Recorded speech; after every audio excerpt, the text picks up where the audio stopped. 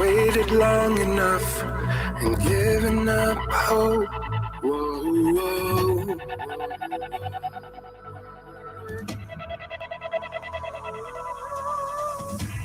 Takes a lot for me to break down my walls. Whoa. Every time you catch me say that I don't believe in love, you always try to change my mind. And even though my heart is cold, you're always there for me to hold. You never had to change your heart. Change your heart.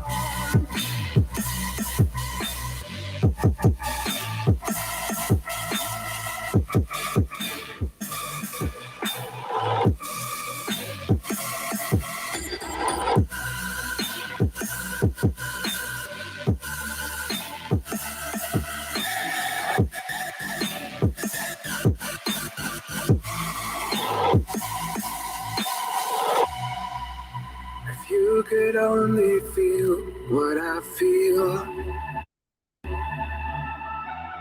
you would understand what I can't heal. I see your eyes, you see through me. I am numb, but you can feel me. My soul is damned, but you have saved me.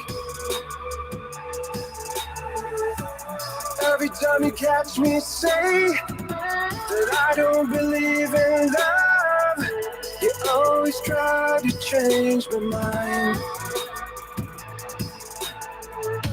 And even though my heart is cold, you're always there for me to hold. You never had to change your heart, but change your heart.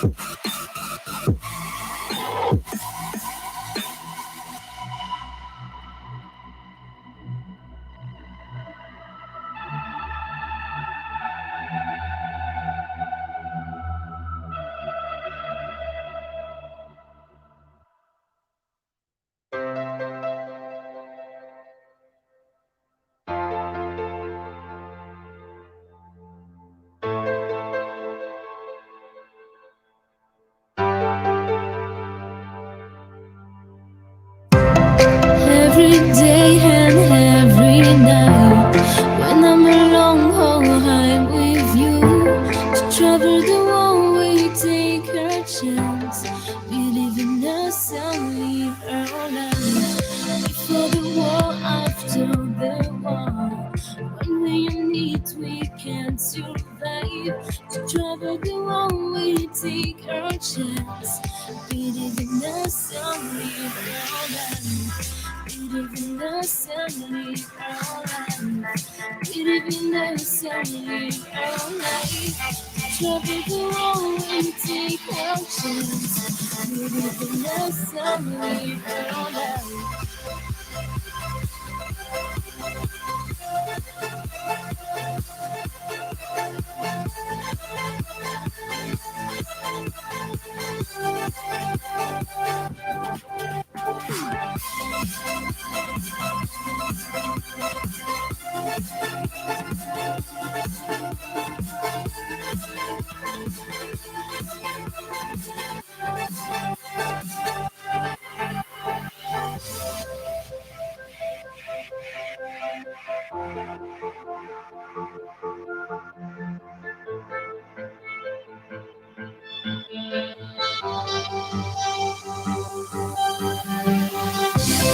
Every day and every night, when I'm alone, oh, I'm with you.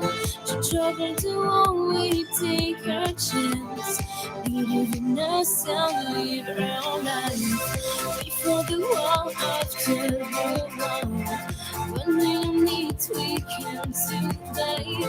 To travel the one way, take our chance. We live in a sound, we're our life. We live in a sound, we're our life. We live in a sound, we're our life. To travel the one way, take our chance. We live in a sound, we're our life.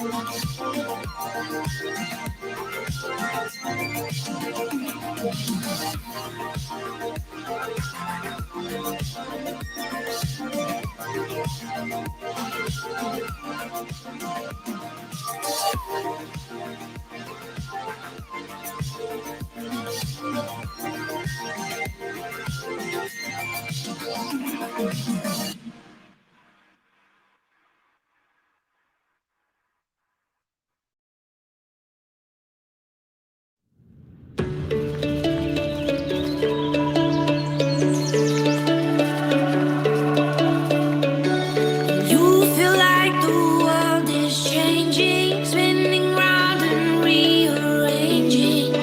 Just hold on tight, you'll be alright. You feel like the world is spinning. Close your eyes and you will through the night. Fireworks up in the sky, watching our life passing by. Fireworks up in the sky, watching our life passing by. Together with you, you and I will fly like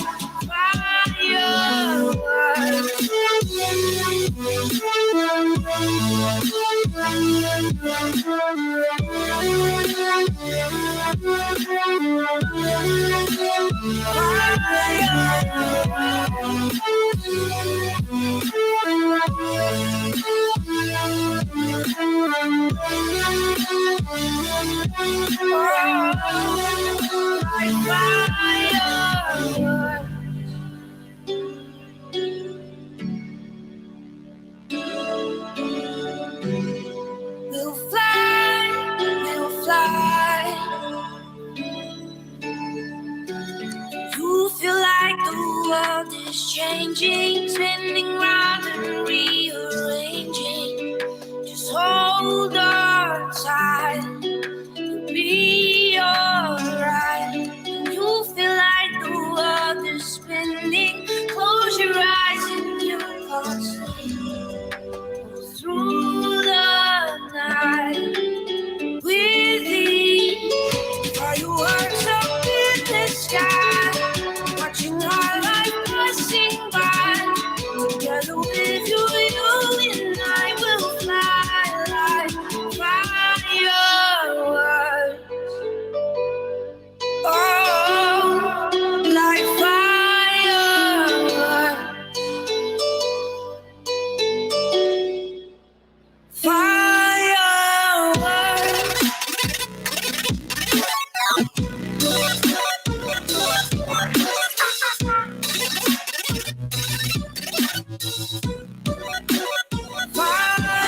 Hello there.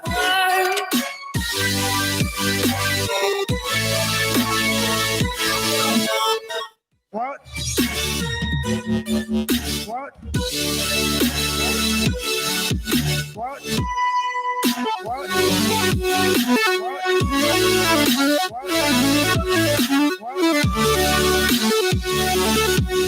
Hello there. Hello there. Shut up and take my money.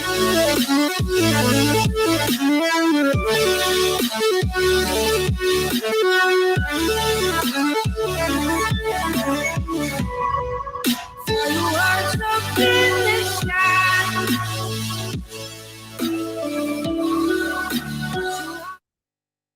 Passing by. Together with you, you and I will fly like fireworks.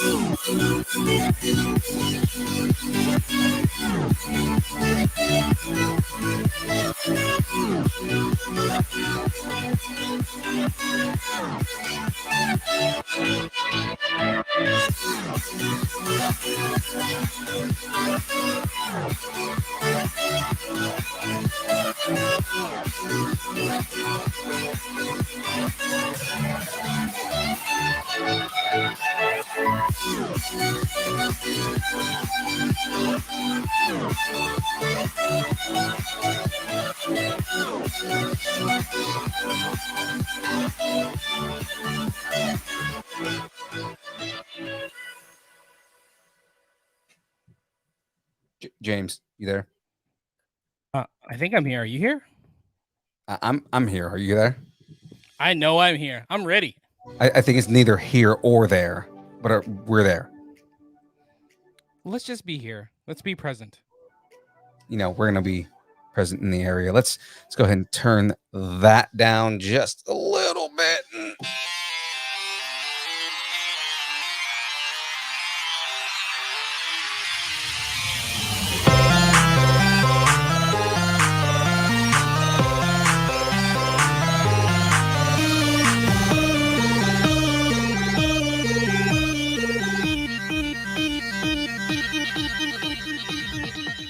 Distance nerding.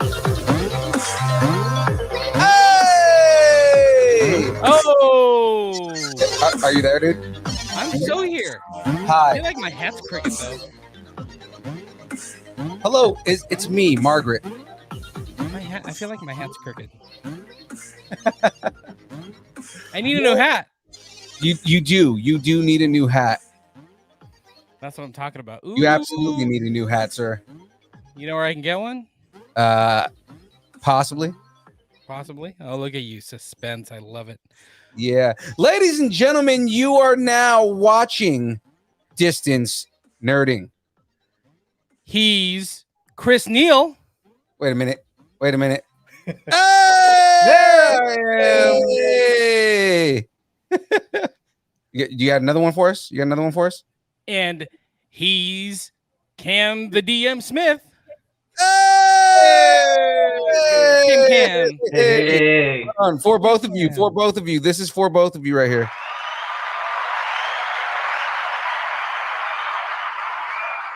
Ladies and gentlemen, you are now watching Distance Nerding. And wait, and he's young Phil. And he's Jamez 5000. And we're here to nerd together. That was excellent. Nailed it. Excellent, guys. Nailed it. No practice at all. At all. We're talking about anything pop culture, movies, food, music, wrestling, whatever you're nerding out on. We want to talk about it. Now, guys, you got to follow us on all the social medias and all the places that exist, like Instagram, Facebook, Twitter, Twitch, YouTube, Linktree, all at Distance Nerding. Ladies and gentlemen, this week on deck, we've got the download. All kinds of news, including Funko buying everything. Uh-oh. Starting rumors.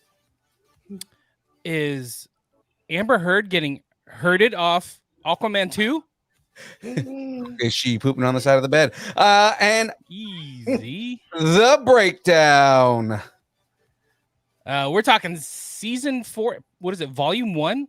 Stranger Volume 1, yeah. Things. Yes, sir. Strange podcast. We're gonna run up that hill.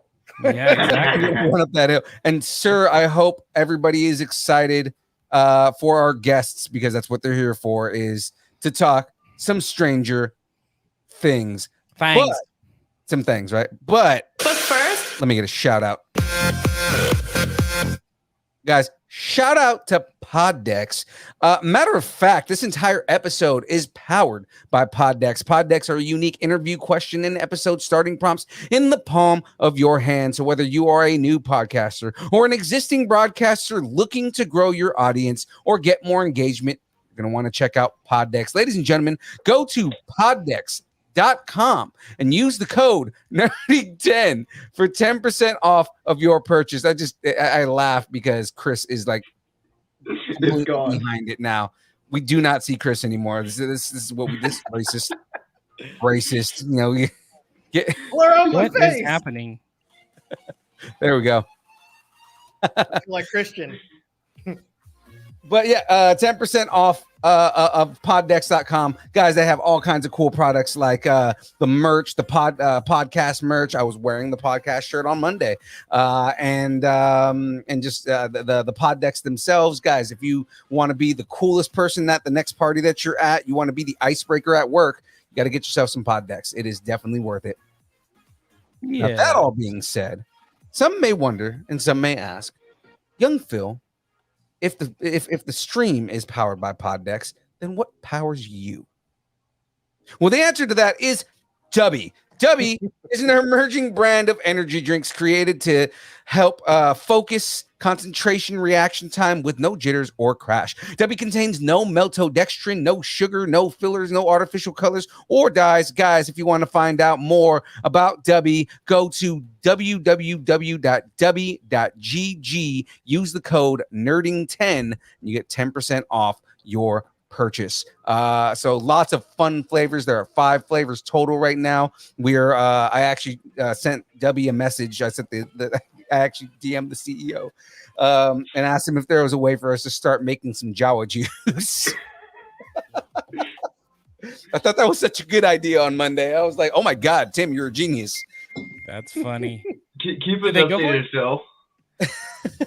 Did they go for it? What happened? Did they go for it? He hasn't messaged me yet, but I mean, like, I know he pays attention to our messages because he has messaged us back on a couple other things. I know, that's pretty cool. Stuff, you know, and he's also he's been reposting a lot of our posts. So I mean, that's kind of cool that he's been doing that. That's awesome. That's awesome. So I figured, hey, you know, now that I've got your attention, let's try and see if I can come up with a flavor. Yeah, we posted a couple of shots of the Dubby little canisters that we had at Silver Age Comic-Con with all of our branding behind it. Yeah, and he liked it. He was like, "Oh yeah," he's like, "Let's go, let's go." So that was fun. Now, while I'm building my Dubby here and I'm pouring me up, we've got a lot of stuff to talk about in between before we get into the news. So that segues us into the time for the Geekend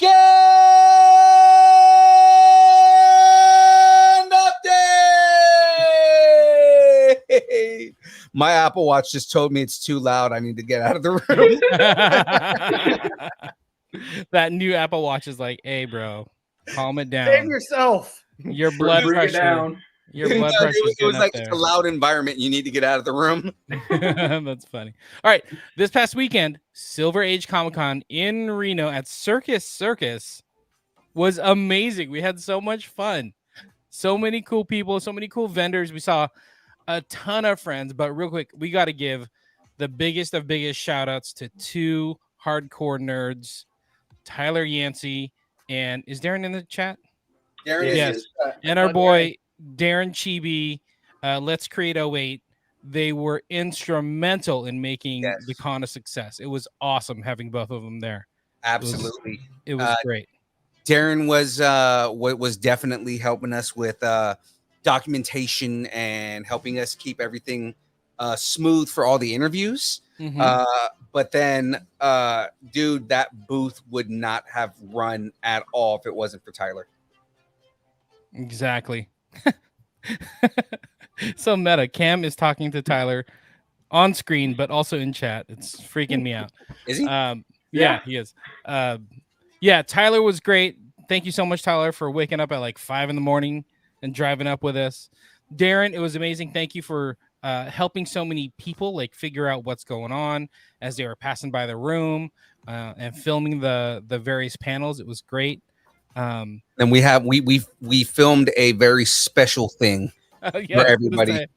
that we still need to get to him. But I think are we editing it or is he editing it? I have it, so Yeah. I should just get it to you to edit because And I can just edit and then send it to him, and I can do all the VO for it and everything like because that. it's Yeah, hard. guys, there's VO involved in this. Yes. It's hard to edit video while you're changing diapers. That's all I'm saying. So it gets a little messy, if you know what I mean. So I'll let young Phil handle that. But it was so much fun, dude. The panels were amazing from the jump. We had John Barber, who was like a writer, actor, comedian, documentarian. He did all sort of things in the 60s and 70s. Like he was a comedian. He was on the Tonight Show, and not any episode of the Tonight Show. He was introduced when Frank Sinatra was hosting. So Frank Sinatra brought him on stage. It was crazy. Just a preview for everybody, because I am going to be putting that episode out at some point, but I do still have that opening on here. So just for everybody to hear it, because it was really cool. Thank you, Doc. Our next guest is one of those rare talents who has something to say and can say it funny. He's a writer-performer on the new Laugh-In and one of the most popular, outspoken, and entertaining personalities on the local news here in Los Angeles. He's won a half a dozen Emmys as a film critic and host of his own shows. Let's welcome Mr. John Barber, right over there. That's such a badass opening, dude. I know, right? No, like Frank Sinatra says that about you, and then we interviewed that dude. I know, right? He's also like he was an understudy for Red Fox. Yeah. And he wrote for Frank Sinatra as well, like some of Frank Sinatra's jokes when he would do hosting and stuff like that. So it was pretty cool. Pretty cool. The old school roast. Yeah, that's exactly what he talked about, and a very non-politically correct segment that we're gonna have to bleep a lot out of. Oh yeah, there's one word in specific that I have to bleep out that he said in reference to something that somebody said about Red Fox. No, what Red Fox was saying. Oh, it's Red Fox was saying. There's a certain word that he used. Yeah. That out of context would not be okay for a white man to use. I'm not allowed to say it. Young Phil is not allowed to say it. Chris, you may be able to say it, but I can't say it. I'm not dark enough, so yeah, exactly. He's light skinned. I'm light skinned. He got kicked out of Haiti. Don't worry about it, bro. Exactly. Okay. But I know Red Fox, so I'm pretty sure I know what the word is because exactly. Sure Red Fox might have snuck it in on the episode of Sanford and Son once. Yeah. Yeah. But it was great. We also interviewed Kathy Garver, the voice of Starfire from Spider-Man and His Amazing Friends. So like back in the 80s, that cartoon. That was awesome. I grew up on that, so that was really cool. Who else was after? Andy McAfee. Andy McAfee. She was Sarah from The Land Before Time. But then she also played Phoebe in Hey Arnold, and she played Ashley A in Recess. Yeah, she was super fun. And speaking of super, we had the most super of anime there. We had anime royalty, son.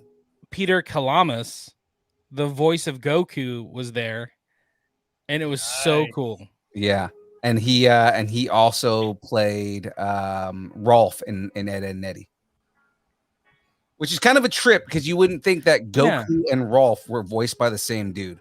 No. Yeah, those two are totally different spectrums. Completely, and he did both voices too. So it's just kind of like, it's like if there's any doubt that this dude is the voice of any of these characters, there's none. He even did his characters from My Little Pony, which were even like different characters from that. And then he did like some weird German character that he did in like a Barbie movie that People were like, "Yeah, that is oddly sexual for a Barbie character." And it's like, yeah, you can't make a German character a sexual character. Like, It was so much fun. So many of our friends were there, like Christy, Luis. We talked about Darren. Rob was there. Tiffany was there. We had a bunch of new people like G Toys. oh who yeah, was really cool enough to give us some giveaways, and we gave a bunch of stuff away. So a bunch of cosplayers. Shout out to what is it? Cosplay for Kindness. yes. They were super cool. We're gonna Uh, see them at I'm- Placerville. I'm trying to remember his name, but the main dude from Cosplay for Kindness, I think it was Brody. was his name Brody? I believe so. Yeah, I'm talking about Black Adam, or he was just like, it's just Adam. Because he was black dude, so he was like, it's just Adam. Okay. Dude was huge and You're just like, ripped. I don't know what to say to that. And it was funny because like I half the second half of the show I was Deadpool, so I'm like Boykins, sorry. walking around messing with people the entire time, like I always do. Boykins cosplay. That's who it is, right? Sorry And I remember when I met him, I was like, "Oh my god, it's Black Adam!" And he goes, "It's just Adam." I was like, "Yeah, no, yeah, that's just Adam." Of course. Sorry, sir.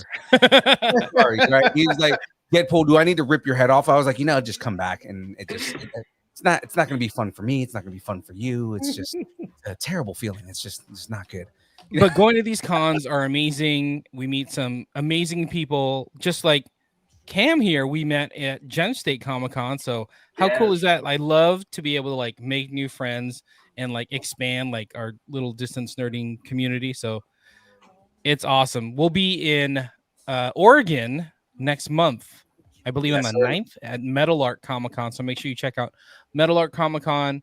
We're starting to ramp that up, so that'll be fun as well. We're going to be interviewing a literal predator. Literal Predator. And then C. Andrew Nelson's going to be there. Alan Fernandez. Alan Fernandez is going to be there. I feel bad because I'm forgetting her name right now, but it's Catherine Corcoran. That's Catherine Corcoran, who is a like horror actress. Horror actress. Yeah. So it'll be fun. I forgot who else. I think Chris Marinin is going to be there, who was also at Silver Age, one of the comic book artists. So yeah, fun stuff. It's great. Cam, since we have you, let's introduce you, since we talked about Gem State and that we met you at Gem State. Yeah. What is it like going to these cons, these Silver Age Comic Con, Metal Art Comic Con, Gem State Comic Con? It's really fun. I actually was trying to go to Gem State before the pandemic and just wasn't able to. So going to the one that I met you guys at was actually the first one I've gone to in a few years. Oh, nice. Wow. So it was really fun and refreshing. We heard that a lot. Even at Silver Age Comic Con, they were like, yeah, I haven't been to a con in 2 years. I'm so glad this happened. So it was really cool. Chris, we didn't meet you at cons. Chris, I met. We met you when Young Phil was a con. I never stopped being a con. The con never ends. A good con never ends. That's true. Right? Hence why we're still here. There you go. But I mean, to be honest, are we conning you or are you conning us or me? Because I keep giving you people free shit. I'm still waiting for my free shit. So you got to win. Damn. Well, now that we literally have the next prize sitting right next to me, right here. There you go. I forgot to bring that in. and to be to just throw that out there, I think we're 10 follows away from me giving that one away. Get it out there. Pulling it up as I speak, but go ahead and continue talking here. We need all of Brentwood, all of the East Bay. All of the East Bay. All of Idaho. Well, no, we already have all of Brentwood following us at 650 people. Oh, there you go. Solid. All of Sacramento, the state capital, need everybody. Yeah, no. We're at 618, Phil. We're at 618 right now, right? There you need all of Fresno and Clovis. Exactly. Definitely Oregon, everywhere. Yeah. We'll tip it. We'll tip it these days. That's what's fun about going to these cons and meeting people and just like becoming friends with people. Like there's been a handful of people that we've started talking to just out of nowhere, like, oh yeah, let's talk, let's get to know each other. So it's awesome. Tell us what cons you're going to. We'll start coordinating. So spreading the love. Exactly. We actually Guys going to Stockton? Yeah, I was gonna say I'll get that ready for next time, but we have, just off the top of my head, we have Metal Arc in July 9th. That's in Oregon. Stockton Con, I believe, is August 13th and 14th. Yes, sir. We will definitely be there to support Mike Millerick, our good buddy who runs the con.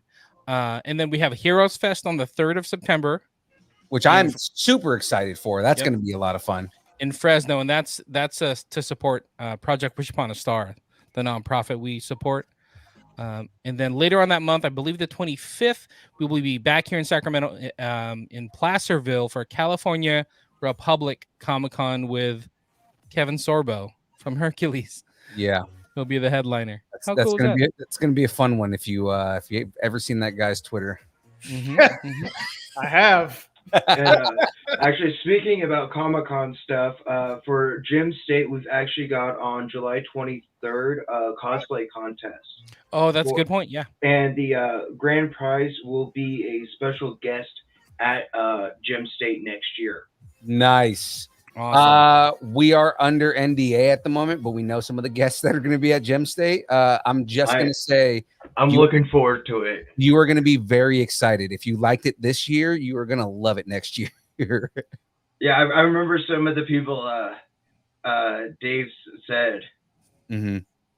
So I'm super hyped for next year. Oh yeah, no, we know even more of them, and we're not allowed to say who they are. I figured you guys did. Yeah, I'm excited. I've been having to do research early because it's like, oh God, I got to research these people now.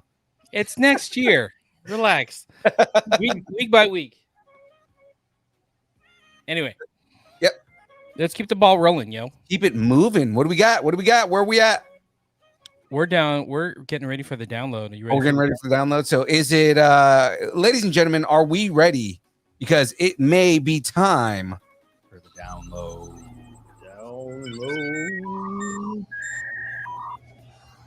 Don't forget, check out the Distance Nerdington post on Facebook for all the news, all the trailers, all the reactions, everything that Cam posts that you want to nerd out on, because he's better at it than I am. 738 posts a day. Yeah, it's good for the algorithm. Counting, Cam. We've been counting. Yeah, it is good for the algorithm. It is good for the algorithm. It is very good for the algorithm. Yeah. Keep posting. Keep posting. So we got a good amount of trailers too, and it's been 2 weeks since we've been doing like a normal episode. Yeah. So I mean, there's the Castlevania trailer, Dragon Age Absolution trailer, Gotham Knights game had a trailer, Cuphead's, what is it, season 2 Cuphead's? I think they just said they were releasing new episodes. I think it may be a second part of season 1. Okay. Moonhaven, which is a new show on AMC Plus. Another plus. Only Murders in the Building, which was Steve Martin, Selena Gomez, and Martin Short. That was surprise. That was a surprise hit. That ended up being really funny. Yeah, so they just released the season 2. I think it was a teaser for that one. So all kinds of stuff coming. But let's get into some news. Hey, quick question for you. Can I call somebody out on the post and use it to just start stuff? Because I got to yell at AA over some comments he made about Obi-Wan. Oh, yeah. If it's AA, please call him out on anything. You are only allowed to call out members of this show. Yeah. Oh. So if you're going to call someone out, they have to be someone who is considered a member of this show. So again, Phil, Jamez, obviously the Aarons, either of the Aarons, you can call them out. That's fine. Bird, she's not going to reply anyways. You can call out my hat because it's crooked and it's bugging the crap out of me. I can't look at the screen anymore. Yeah. Okay. Go ahead. What were you going to say about AA? Oh, I was just going to say, he made, when Obi-Wan came out a couple weeks ago, he had made some pretty inflammatory comments about it. So I think I need to call him out, or he owes us an apology. He owes Ewan McGregor an apology. Yes, definitely. And Hayden. Yes. And Hayden. Oh, yeah. Did you guys watch the latest episode, by the way? Oh yes.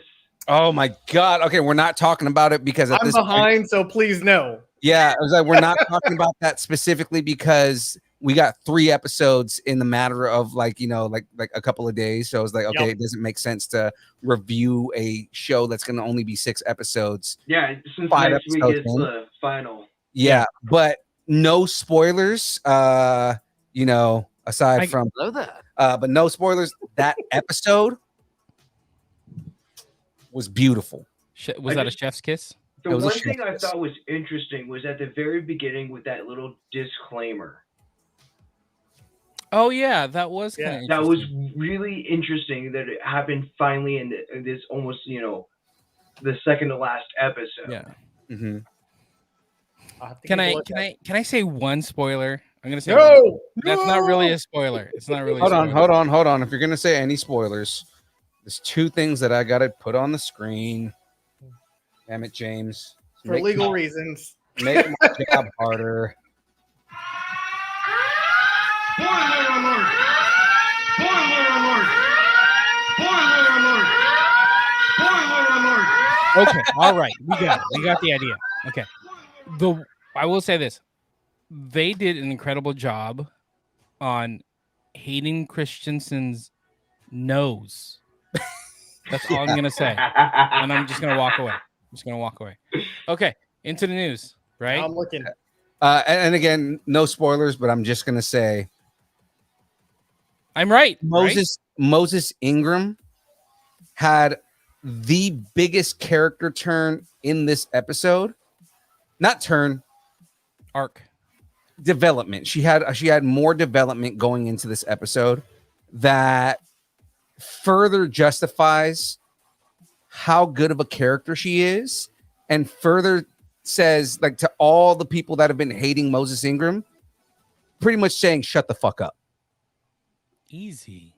No, I mean, I have to say it that way because honestly, right, all the people Yeah. who were complaining about Moses Ingram and how they don't like her acting, every choice that she made in those first she was couple of great. episodes all culminated in this episode, and now She was great. made She was her great. character that much better.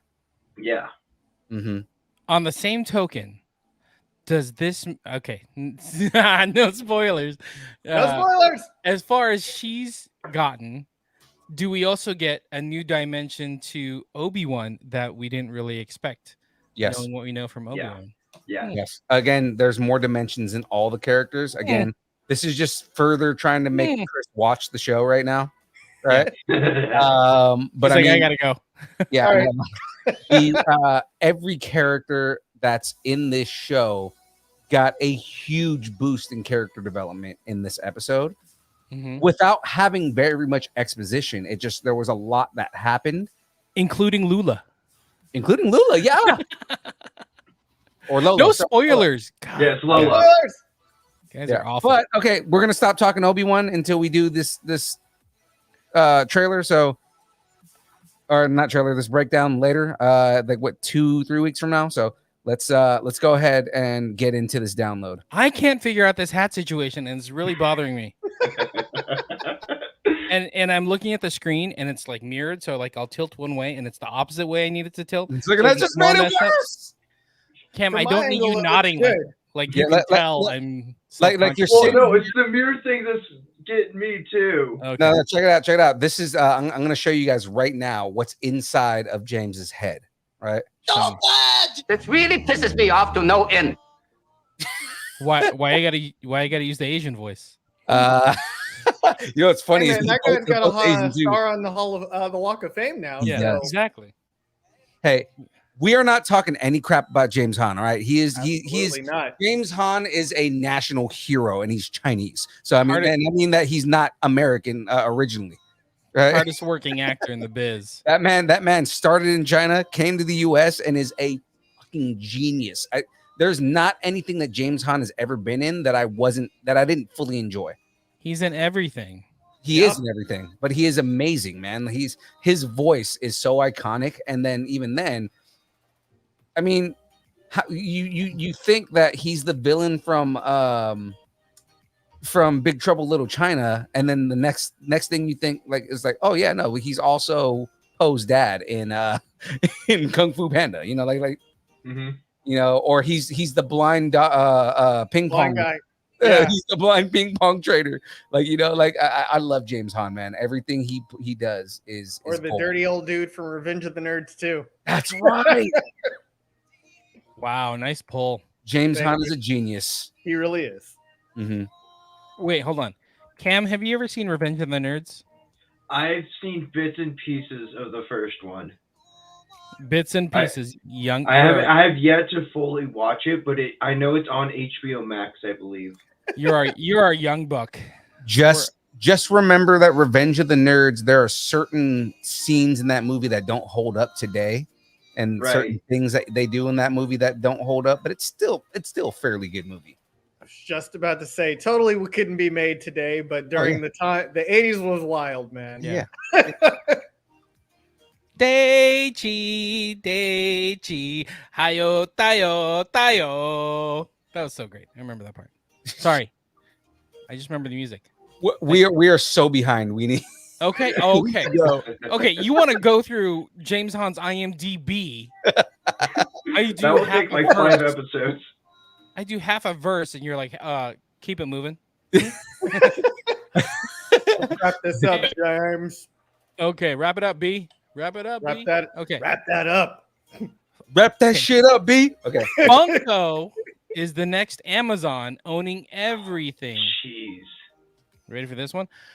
The Austin, Texas-based company Mondo, best known for its vinyl records and soundtracks and like kind of music-centric, movie-themed collectibles, just got bought by Funko. Boom. Because Funko owns all.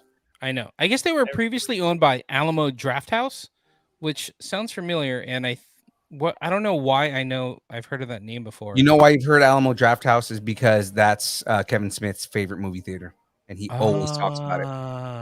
Okay, that's right. Okay, they're based out of Texas. There's one in San Francisco, actually. You know the what is it? The Blue Studio movie theater in Rockland. Studio Movie Grill. Studio Movie Grill. It's basically that. Oh, okay. So they bring you food, they bring you beer while you're sitting at the. It's almost like a restaurant and bar in the movie theater. Got it. So it's a chain kind of thing. Yeah. Well, I mean, yeah, there's a couple of them. It's not. Yeah.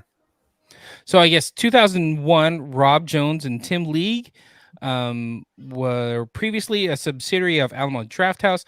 Mondo has become the best known for its limited edition vinyl records, screen printed posters, which focus on bringing art back to music and cinema through collaborations with acclaimed artists. This is right up Funko's alley. Oh yeah, yeah. Because I mean, that's what they feed on is that kind of stuff is nostalgia, you know. So that's exactly right up their alley.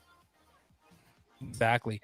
Even I think the original creator of Funko, he was like the chief fun officer or something like that. His name's Mike. I can't remember his last name, but he heads up like all like their t-shirt division.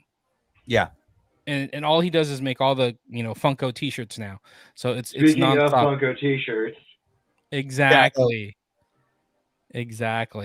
Where did you get that, by the way? Walmart. Really? Yeah. I thought it might have been the surfer, the pizza server one from No, I Target. want that one so bad. I have not been able to find it. All right. But I have a Mondoopsis.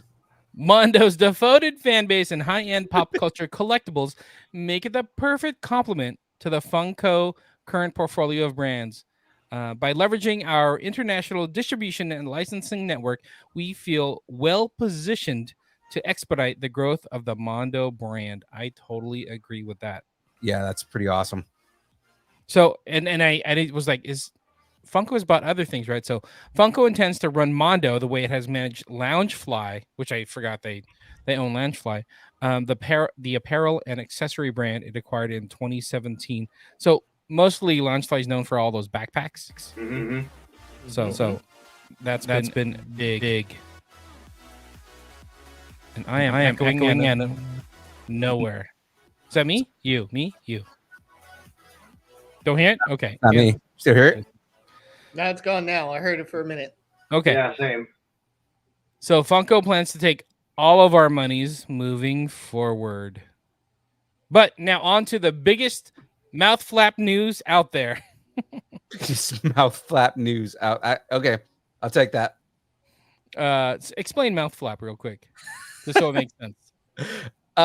So for those that don't understand the VO world, the voiceover world, mouth flaps are so a lot of times anime, they record it with Japanese voices and everything like that. When they voiceover in English, the English actors have to match the mouth flaps. So when the mouth, when it moves, the English has to fit into those mouth flaps.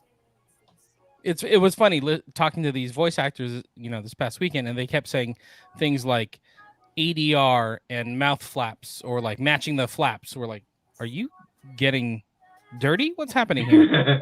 I understood everything that we're saying, but it's because I'm in the VO world, so I understand it. Okay, all right. Us nerds that aren't nerdy enough.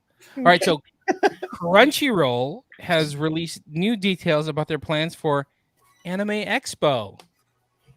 Anyone? Wait. Oops, sorry. I went the wrong way.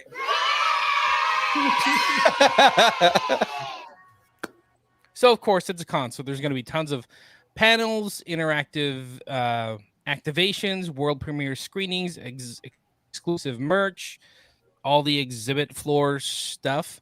But then they gave some highlights of the panels. They're going to have a My Hero Academia panel, Spy X Family English Dubcast panel. This one's a little, I don't know what this is. Fuuto Pi world premiere. Anyone? No? Fuuto Pi? Fuuto Pi? Don't know. Are you trying to say Frito pie? Yeah. Frito. I done made me a Frito pie.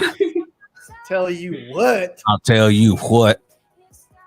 And then Crunchyroll presents a new simulcast. They're going to have like 4 different panels that are going to be like simulcasted around the world too, which is kind of cool that they're opening it up to the rest of the world. Because usually you go to con and it's like if you have to be at the con to get this content. Yeah. Well, because like Crunchyroll, they're kind of known for their simulcasts because they tend to, they'll do world premieres of like a Japanese show, and then it premieres in the U.S. on the same day.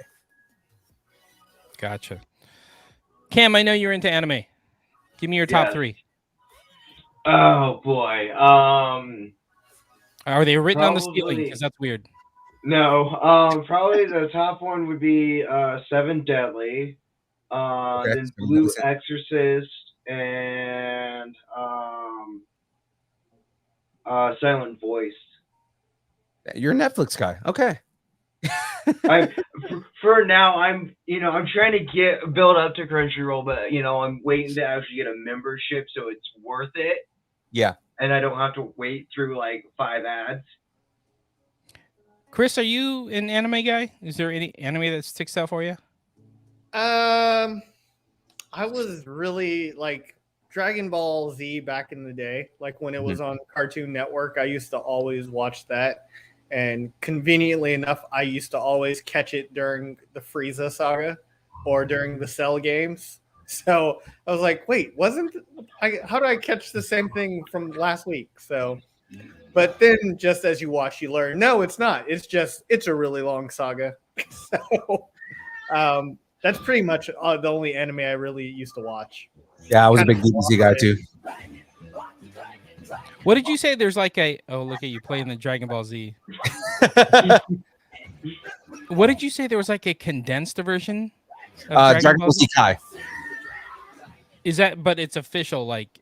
Yeah, so it's actually made by Toei Animation. What it was is Dragon Ball Z Kai. They did what Dragon Ball Z Abridged was already doing, but just did it officially. Right, and it's meaning like it's still like the same exact story. It's just they shortened and condensed it and took out a lot of the filler. Whereas Dragon Ball Z Abridged went and redid the entire show with brand new ADR and changed the script, and they kept the basic story but added a bunch of adult jokes to it. So that's funny.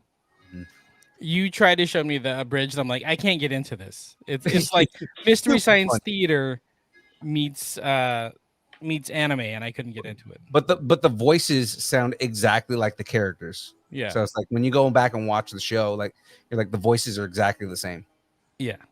Okay, Anime Expo at the Los Angeles Convention Center from July 1st through the 4th. It's weird that it's on the 4th. But okay. Of course they would do it on the 4th of July.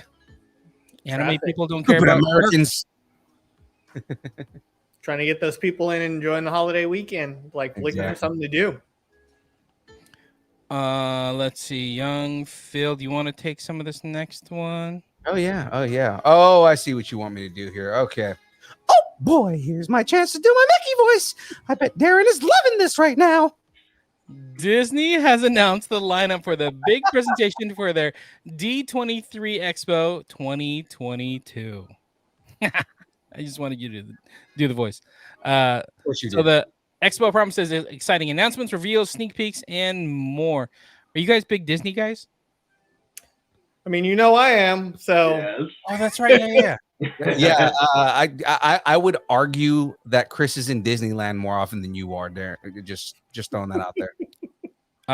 Not next week. You know what I'm saying? Chris might be in Disneyland next week. You don't know that. October. October. Next one. The next one's slated. Who knows though? We're key holders, so it might just pop up randomly. All right, quit flexing your key holderness. All right, relax. Some of us still have to buy normal tickets like peasants. You know.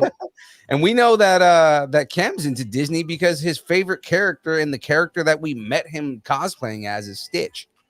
Which actually tomorrow is the 20th anniversary of Lilo and Stitch. So crazy. Holy cow. Let me Ohana. Ohana means family.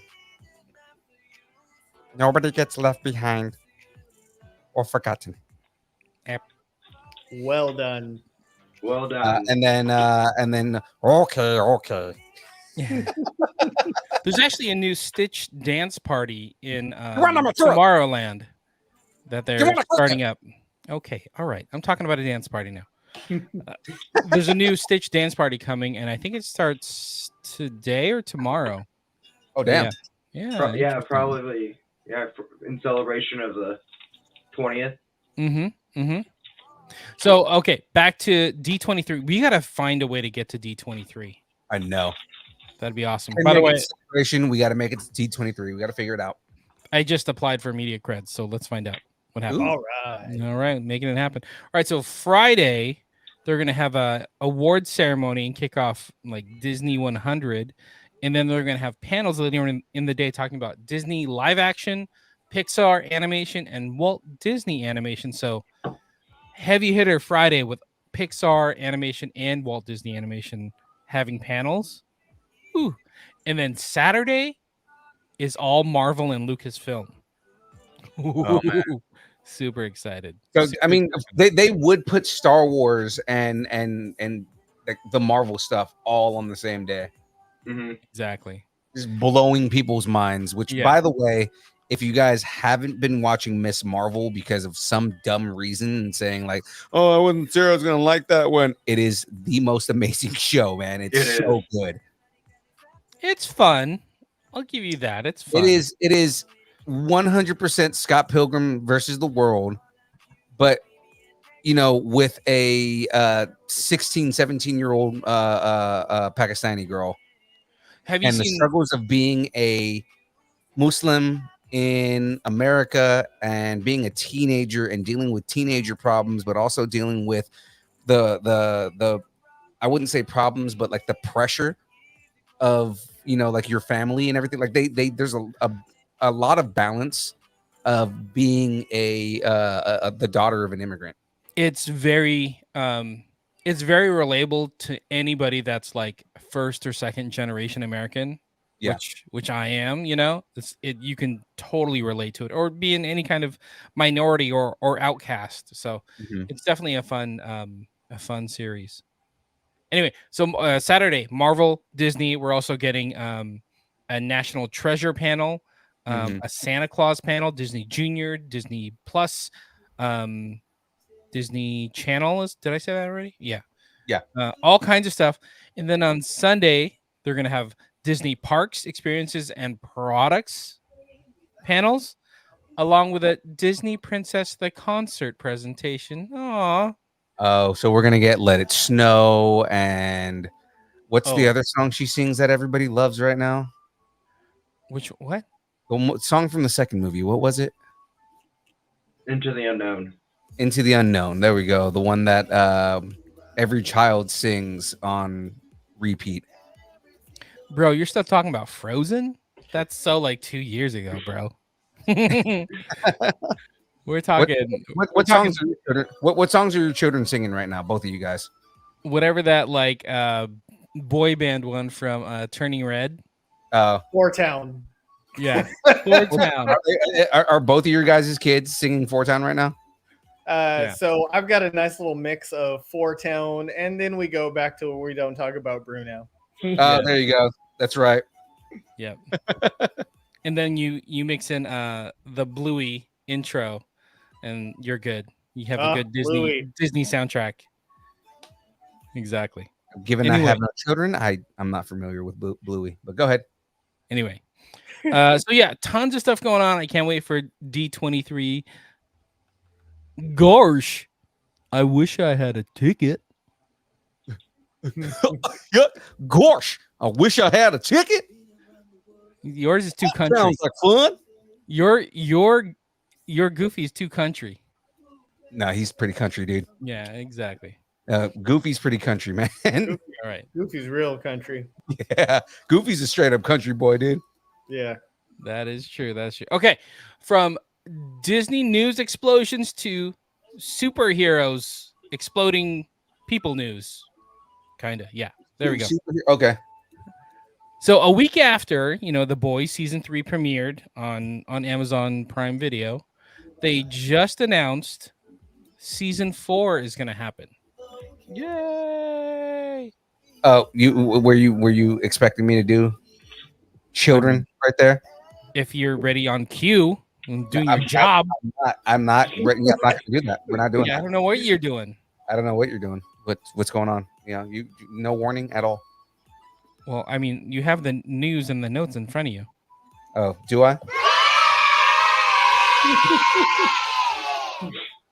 Oh my goodness! But I guess they announced it kind of early. But I guess the season 3 premiere is, Amazon's always about numbers. The viewership is up 17% from like season 2 to season 3. So they're I like, haven't watched it, man. Oh, you haven't? You haven't started it? I haven't started it yet. I haven't started it either. It's only 4 and that's one of my episodes in. favorite shows. Like I love that show, but I mean, like I haven't watched it yet. Yeah, it's pretty dark. Watch out for the hero-gasm scenes. Look out. All right, I have The Boys season 3 exploding people opsis. Yeah, he always makes them complicated. The Boys season 3 exploding people opsis.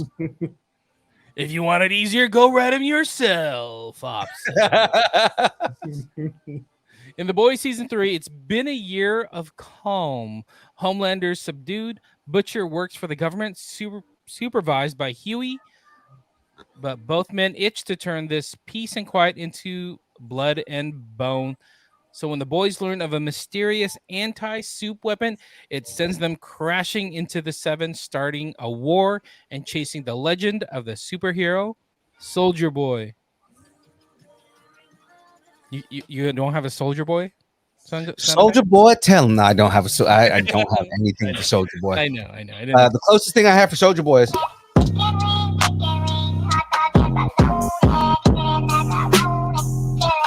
homies. That's the closest thing I got.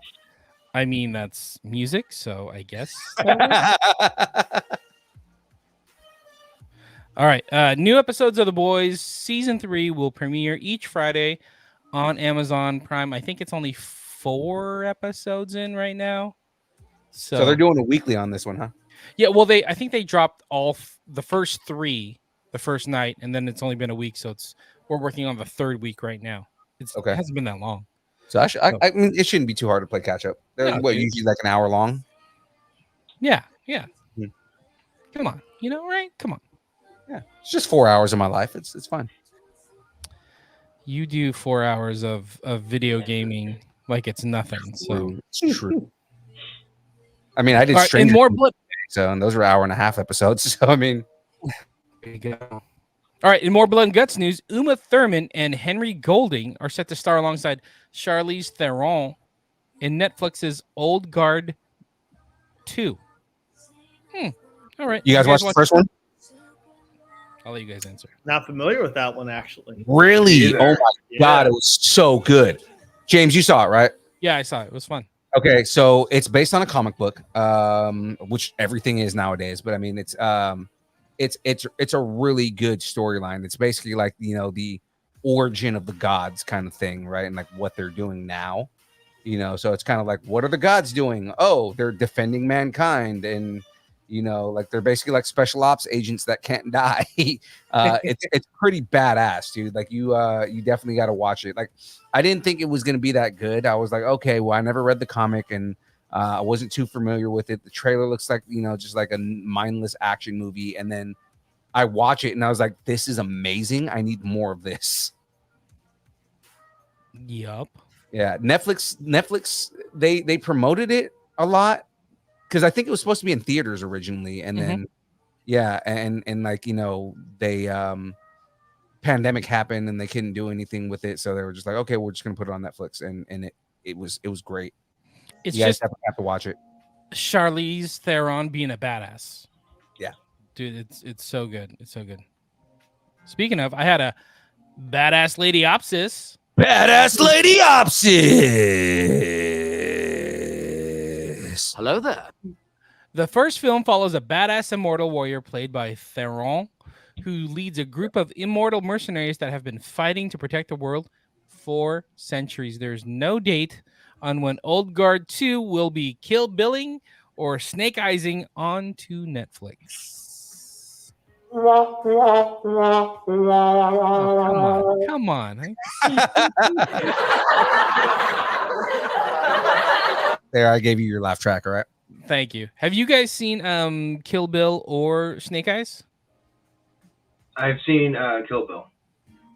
Kill Bill, you mean Snake Eyes like Nick Cage? Nick Cage, Snake Eyes. No, Snake Eyes G.I. Joe. That was going to be the other Snake Eyes. No, I didn't see Snake Eyes. I've seen Nick Cage's Snake Eyes. Exactly. I was like, The Gambler movie. Yeah. I think it might be on Amazon Prime right now, but it's the origin movie. I think it's on Paramount Plus, actually. Okay, maybe Paramount Plus, but it's on the origin movie of Snake Eyes from G.I. Joe. Yeah, friend of the show, Curtis Corona, worked on it for a little bit before he left. It was like, I'm not finishing this movie. Oh, really? Yeah, I didn't know you worked on it. He spent a little bit of time working on that. He talked about it when he was on the show. Oh, that's right. I mean, I don't listen. He talked. Yeah, I know you don't listen to people who lose at challenge trivia. Is what you're saying? Yeah, I don't need to hear about him. Even though that guy, even though he technically beat you at trivia, the only reason you won is because you wrote the trivia. I mean, the fact that I won is only thing I need to think about. Guys, if you write the trivia and you win the trivia, is that cheating? No, it's called completing expectations. I won the game. He's like, I strategized. It was a strategy. Strategy was to know all of the answers. Exactly. Right? All right. Time to sharpen those knives. We got some Knives Out news. Whoop, whoop. Thank you for watching this movie. Did you like the first Knives Out? Oh, yeah. Oh, yeah. Good movie. Yeah. Surprisingly good, considering that was like fresh off of, what was that? Fresh off of Endgame for Chris Evans? Mm-hmm. Mm-hmm. Yeah. That was also Rian Johnson's first movie after Star Wars. And a lot of people were like, we're not going to go watch this movie because he ruined Star Wars. And then you go watch it and it's like, this movie is amazing. And for Daniel Craig, this is when he was like, hey, I'm done playing Bond. Right. And then he's just Yeah. going to jump to this other movie, and it does super well. Yeah. But the thing is, it's what's crazy about it is, you know, he plays this character that is a complete badass, but doesn't have to fight anybody.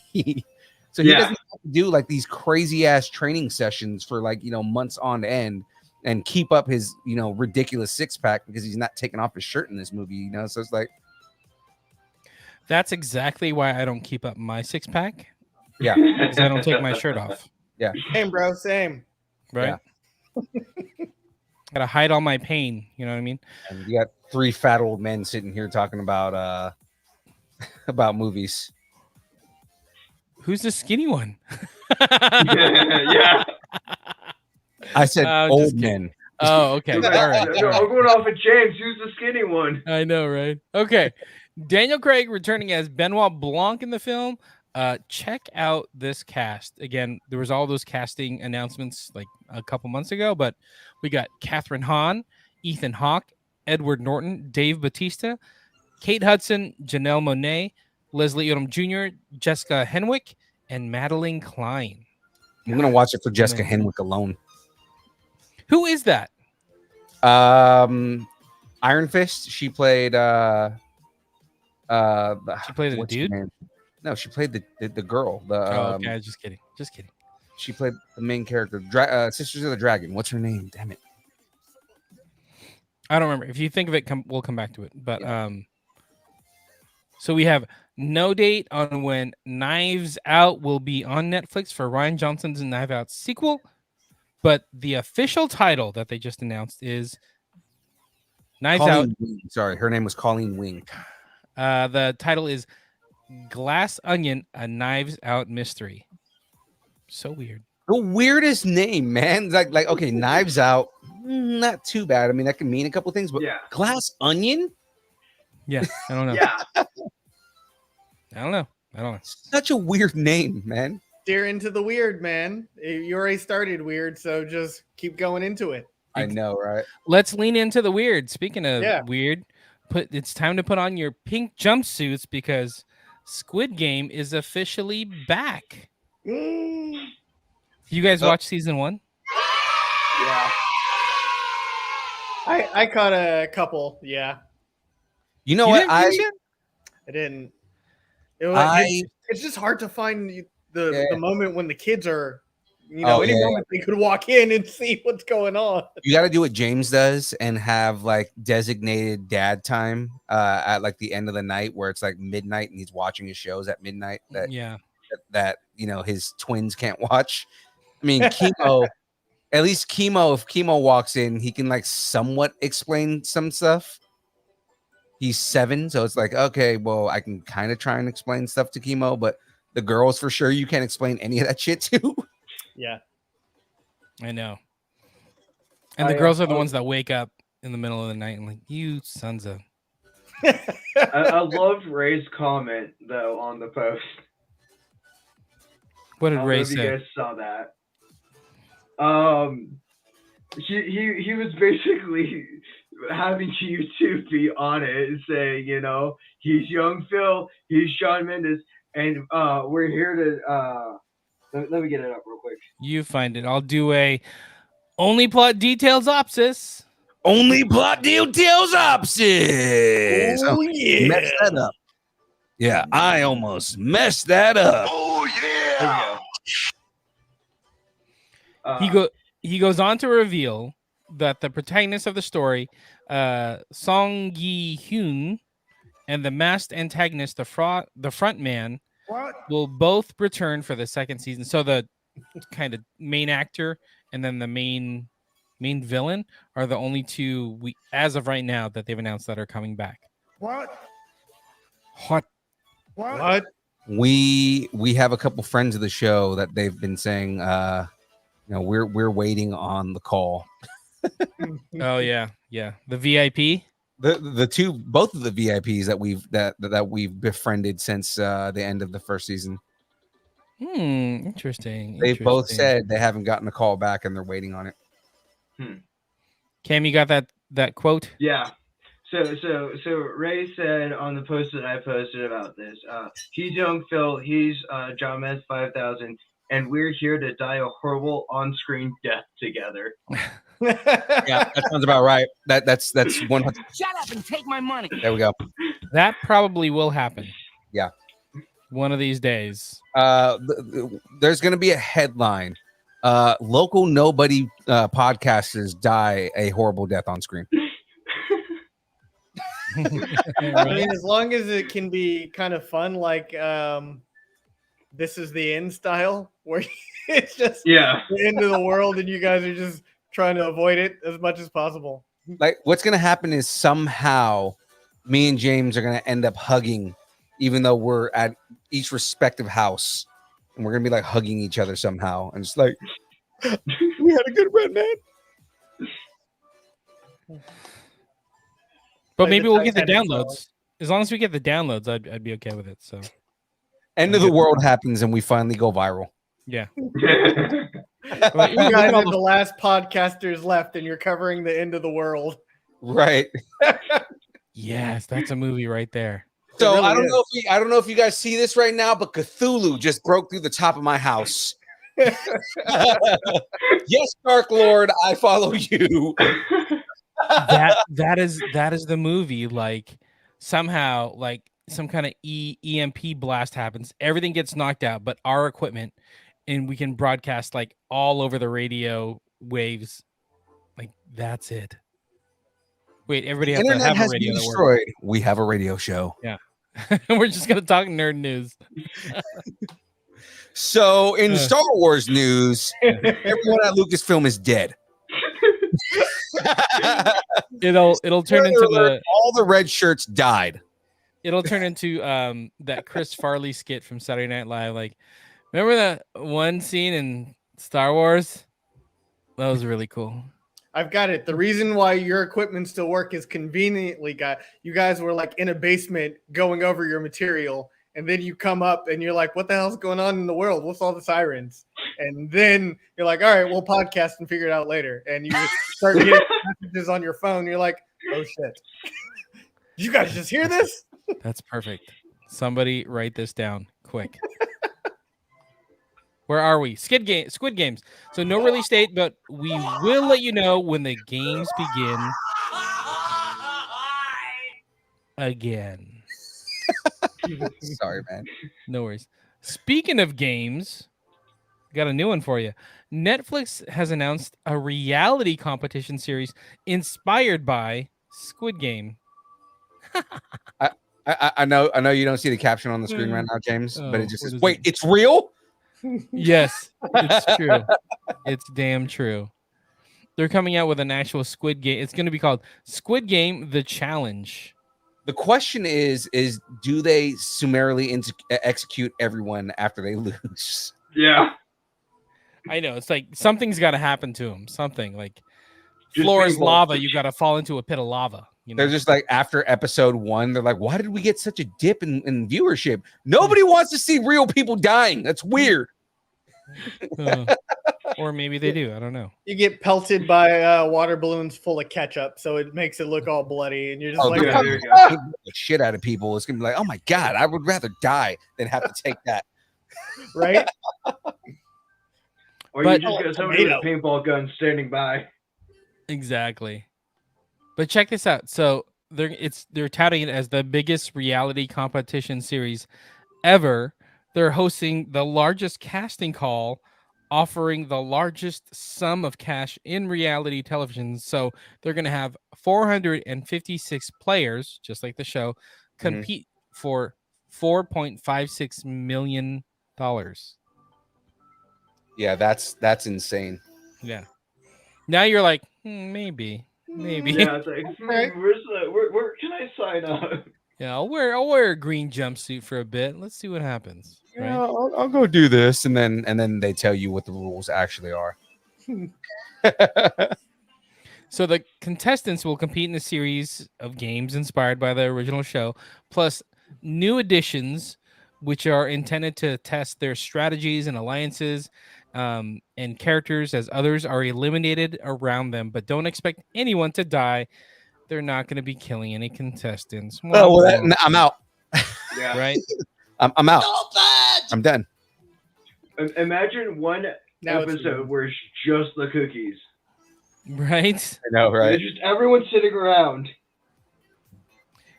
Just cookies. Just Just- cookies. Good- But good. it's an open casting call. You guys could be on Squid Game The Challenge. I think you should do it. Cam, you're young. You should do it. Cam's like, I didn't know there was running involved. Yeah. You mean you're gonna take the taxes on the winnings? No. Yeah, there we go. Exactly. Chris, you got kids. You can be like Heath Slater. I got kids. I need this job. All right. The 10-episode competition series is a co-production between Studio Lambert and The Garden and will be filmed in the UK. You get a trip to the UK. Go do it. Come on. So does that mean that it's 4.56 million pounds? Yeah. Ooh. It said That's a good question. $4.6 million, so US dollars. It just says 4.6 or 4.56 million. It doesn't say dollars on there, does it? It has a dollar symbol, not any kind of pound symbol. Damn. Well, I mean, I kind of would want it to be pounds because pounds are worth more right now. Yeah. That Indeed. is true. That is true. But if you're interested, if you're out there, go visit squidgamecasting.com to get on the show. Should ask a friend of the show, John D. Michaels, if he's gonna Oh, cast. that's true. That is true. Hey, you were in the show. Now you're on the challenge. What is it? Was he VIP 1? He was VIP number 1, Yeah, that's right. and That's then right. friend of the show, Jeffrey Giuliano, was VIP number 4. Number 4. Yes. Who we saw way too much of, but yes. We saw a lot of his butt. Yeah. You said that all giggly like a little schoolgirl. I saw too much of his Saw butt. his butt. All right, this next one's for you, Phil. If it's what? How did I write this? Jesus, was this like at midnight? And if you're like too much blood, I need more song and dance. There you go. Apple TV Plus has some good news for you. There you go. You can read what I write. I That's read good. scripts. I get it. Apple TV Plus has announced the renewal of their musical comedy series Schmigadoon. for Yeah! season Schmigadoon. Oh my god, I love that show so much. So James convinced me to watch this, and I did not regret it at all. It is so funny. 2. Have you guys seen Schmigadoon? I have. have Just when I saw the cast lineup, I was sold. I was like, all right, well, you had me at Keegan and what's her name from Cicely SNL? Strong. Cicely Yes, Strong. Strong. Yeah. I was like, all right, well, let's watch. So, So much plus Keegan I Michael was, Key is so good, man. Just oh, because yeah. he's this, it's everything he does is funny, man. So good. So good. So I have a Schmiga 2 Opsis. Schmigadoopsis. oh, yeah. After they find true love, season 2 finds Josh and Melissa in Schmicago, Oh god. the world of the 60s and 70s musicals. Season 2 also welcomes back Ariana DeBois as school teacher Emma Kate, Kristen Chenoweth. Who else is coming back? Dove Cameron. Everybody else is coming back. So really what they're doing is they're taking the cast that was in season 1, Mhm. and then it's everybody going into a different musical, and it's like 60s and 70s Chicago. So apparently it's going to be Chicago, you know, the musical. Yeah. Everybody's going to be in like a whole new like world or a whole new musical. Because Schmigadoon was supposed to be Oklahoma, right? Yes. Yeah. Exactly. That's exactly what it was supposed to be. Mm-hmm. So the whole cast, I guess, is coming back. And I have it written here, but I don't want to read it off, including Martin Short. Martin Short's going to be in it too. So Yeah. I wonder if what they're gonna do with this is kind of do it how American Horror Story does it, where it's the same cast but it's a different scenario every season. Mm-hmm. 'Cause I think I would be interested in that. Like but then like have the story still work where Cicely Strong and Keegan Michael Key are trying to live their lives, and they keep somehow getting caught in these musicals, and it's like, what the hell is happening? Yeah. I Why think do we keep getting caught in musicals? How is this happening? that may be what Grand it is. finale, they wind up in Hamilton. Oh, Oh, you know that's gonna happen. I love that, like that whole first like couple of episodes. They're just like, oh yeah, look, they're reenactors, they're actors. Okay, this is not funny anymore. Can you guys stop? Okay. Season 1 of Schmigadoon came out in July of 21, but no date for season 2. No date when season 2 will take the stage. It'd be nice if it came out like in a month, but I don't think it's gonna happen. Yeah, I Since mean, they I just wonder. announced it. I even wonder if they've even started filming yet. Yeah, good point. Good point. They didn't mention anything about production schedule. But Shut up and take my money. You know what's interesting? I think we said this before, but Apple TV Plus, everything I've watched on there, I've been extremely happy with. But like, it's not one of my like, oh, let's go see what's on streaming, and I go to Apple TV Plus. I don't even think about it. It's like, which I kind of feel like that's because I feel the same way, right? Like I it's not my first thing to go to, but everything I watch on it is always good. You know, I watched for All Mankind. It's been really good. You know, Schmigadoon. Obviously, we've all watched Ted Lasso. Ted Lasso, and Ted Lasso is amazing. I was late on the Ted Lasso train, and I regretted not watching it when you guys told me to watch it the first time. Right. I'm trying to think. There was like that Tom Hanks movie where he's like the last guy on Earth, and he's like friends with a robot. There's some Justin Timberlake movie. Greyhound. Greyhound was so Greyhound. Yeah. See what I'm saying? Like Apple TV Plus is such a sleeper, but everything lands. Mm-hmm. Well, Apple TV. So for Greyhound specifically, they bought that because I was supposed to be in theaters, and they didn't want to. They didn't want it to not be in theaters, and Apple ended up paying a crap ton of money for that, so that they could put it on Apple TV Plus. And it paid off. Oh, it did, because that movie was really good. I kind of wish that Apple would do the Disney thing and go and like put it in theaters, so that way you can have that experience in theaters. Because I think that's a movie that now that theaters are open, they should do a limited run for people to experience that. I think it's got to have a draw, though. You know, like I know that there's like 50% of budget is like marketing. For some reason, some of that actually makes sense because you think of a movie like Greyhound, there's like no marketing, no push behind it. You're like, oh, it's a great movie once I see it, but like nobody knows anything about it. Nobody knows it's on Apple TV Plus. You know what I mean? Like there needs to be some marketing and a push behind it. Yeah. So, well, Apple's marketing kind of does. If you know anything about Apple, yeah, Apple doesn't market though. I mean, Phil, you know from working there, it's like they have the idea of like our stuff is good enough where we don't have to market. You should just trust us. So I kind of feel like maybe you'll get the occasional commercial every now and then, like they did with like John Hamm. But for the most part, it's not like you see that same commercial every day. You see it maybe once a week. So it's kind of like, we don't have to. Right. Good point. Wait, hold on. Darren said, James, I'm surprised you know about EMP. Thinks I'm stupid? Come on, buddy. Remember he made a joke at Silver Age. He was like, yeah, like all my brothers are engineers, but I wasn't smart enough to do that, so I became an artist. I guess that was making fun of me, which would actually make a lot of sense.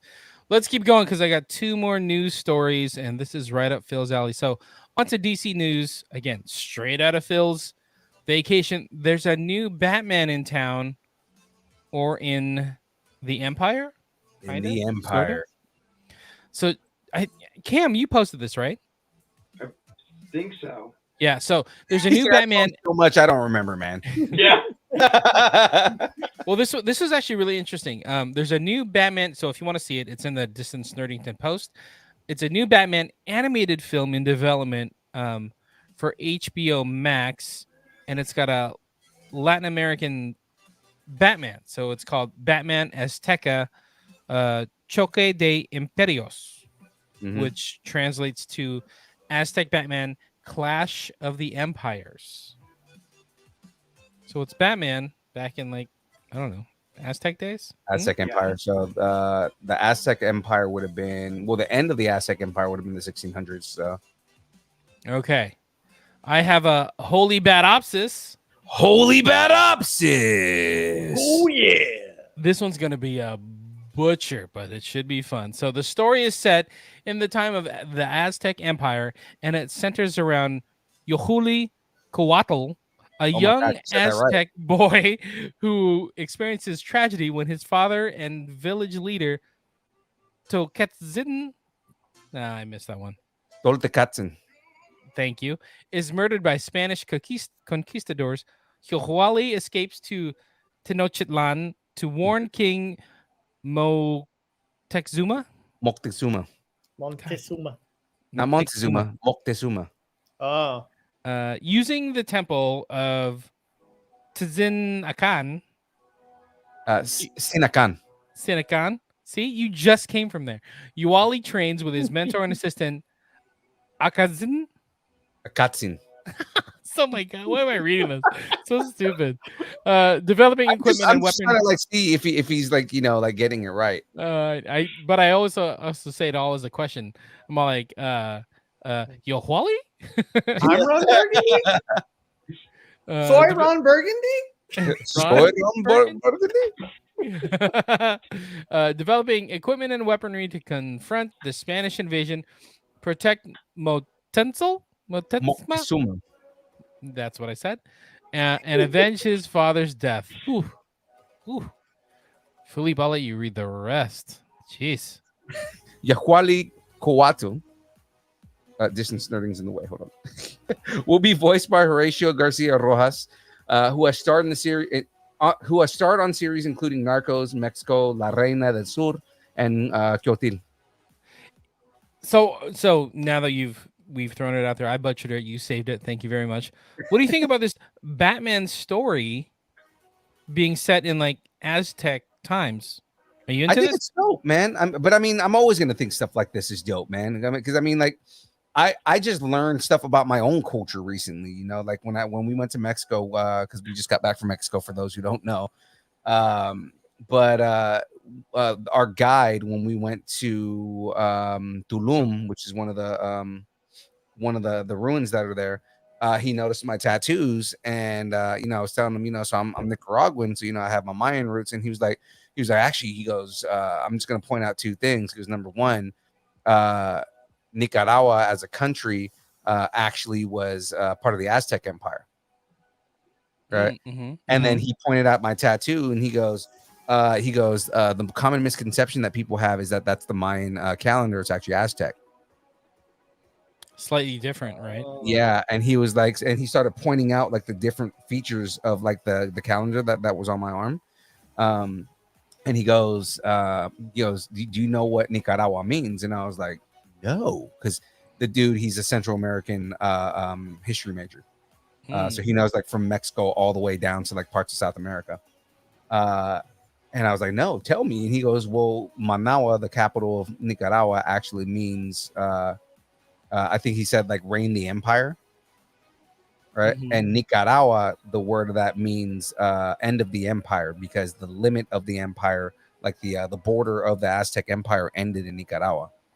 So in the 1800s, when Nicaragua became its own country, they to honor the Aztec roots, they named the country Nicaragua as a honor to the end of the empire.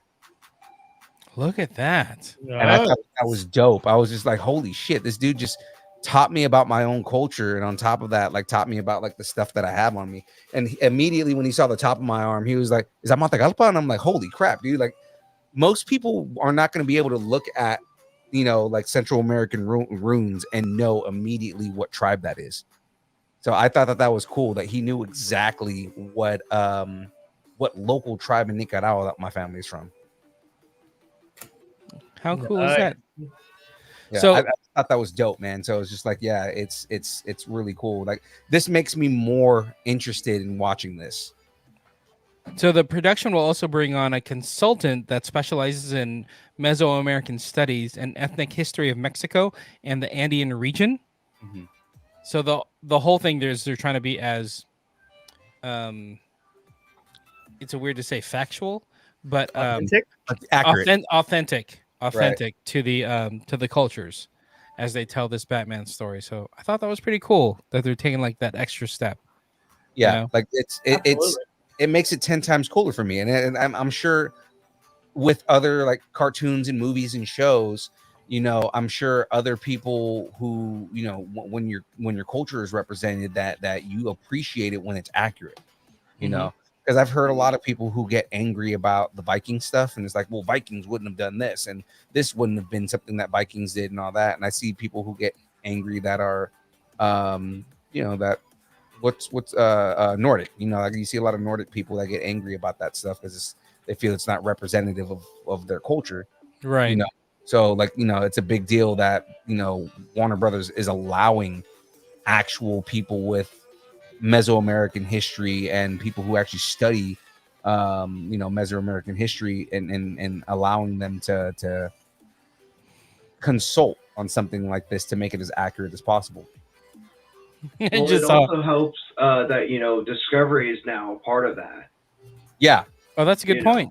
Look at you, young buck, coming in with the knowledge. That is good. That is good. I appreciate that. What I was gonna say. The movie's being produced entirely in Mexico, and will feature local talent and showcase the region's abundant artwork. Nice. I wonder if it's because I know it's being done by HBO Max Latin America. I wonder if they're doing the whole thing in Spanish. Mm. And then they're gonna, and then maybe they'll Dub it.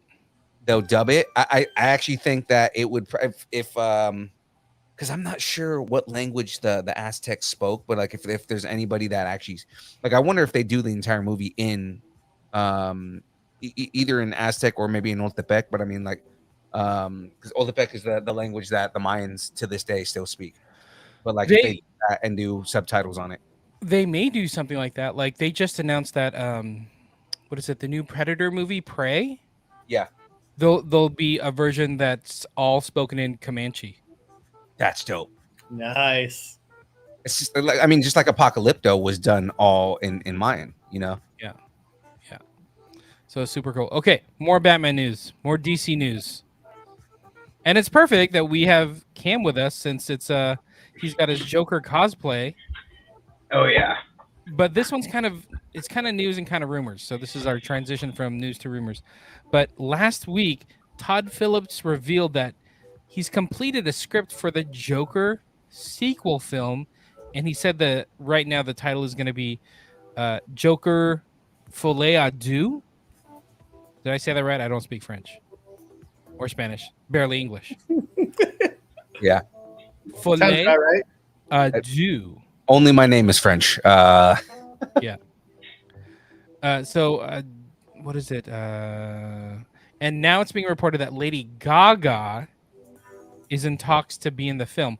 But it's funny because like everybody, like every news outlet right now is reporting that Lady Gaga's involved in this film. So it's almost like a done deal that she's in this film. It's not even a rumor anymore. It's like, yeah, she's in the film. I mean, I'm 100% back. I'll back Lady Gaga as Harley Quinn, and it's mainly because, I mean, Lady Gaga's hot and she fits the mold on that. Okay, But she's okay. also, Well, but no, hold but on. also because Hold she's on. an actress, and also because her she's from New York. She's not from New York, but I mean, she's from New York. She can pull that off. She can I pull think off she's that accent. she's like She has perfect. the right accent for it. Yep. Before we get into Lady Gaga, I'll start with Cam. What do you guys think about a Joker sequel? To be honest, I still have not watched the first one. I have not brought myself to the point to watch the first one because it's not in the DC universe. Oh, you're a purist, huh? But think about it this way. It's a multiverse. So technically everything that they've put out from, Adam West to Chris Reeves to, Christopher Nolan's films to Zack Snyder, all of that is canon because it's all in a multiverse. Because Cam, also keep in mind Elseworlds, right? If you're a comic True. fan, keep in mind that this is meant to be an Elseworlds kind of thing. True. I'm not going to spoil it for you, but just so to kind of entice you a little more to watch the movie, because I was a skeptic. I did not want to watch this movie at all. I ended up watching it so that because we had to do a review on it, and it changed my mind on the second half of the film. Okay. Right? Because I didn't want a Joker movie at all. I didn't want empathy for the Joker. I felt like, and I still to this day, Joker's one of my favorite characters. I feel that the Joker is a monster and needs to be treated as a monster. You should not have any empathy for the Joker, right? So you do have that, and it's an interesting take on the character, but towards the end, you start getting that unreliable narrator. Okay. Which makes it makes you think, is this even happening? Right. Which is what you kind of want with the Joker movie. Yeah. Okay. You watch it and then you're like, it's almost like it's like a M. Night Shyamalan movie where it's like it's been in front of you the entire time, but then you get to the end and you're like, what did I just watch? I'm not sure what I just watched. Yeah, it's the way that they twisted it. It wasn't 100% what I wanted, but I mean, it for the most part, I got on board once they started making it like the story's being told in his perspective, and keep that in mind. Yeah. Okay. Chris, did you see the Joker? Like Cam, I did not see it because it was not part of the universe. So Wow, you guys, that's so interesting. But I will say I do have it on my list in HBO Max. I finally brought myself to the point to add it to my list to watch at some point. Yeah, it's definitely a movie that you should watch if you're a fan of the character at all. It's very, very well done. Yeah. Okay. Right. You can see the comic influences that are in there. Again, there are things that weren't exactly my favorite, right? But then, I mean, you do get a lot of the depravity and a lot of the unhinged violence that makes the Joker who he is. Okay.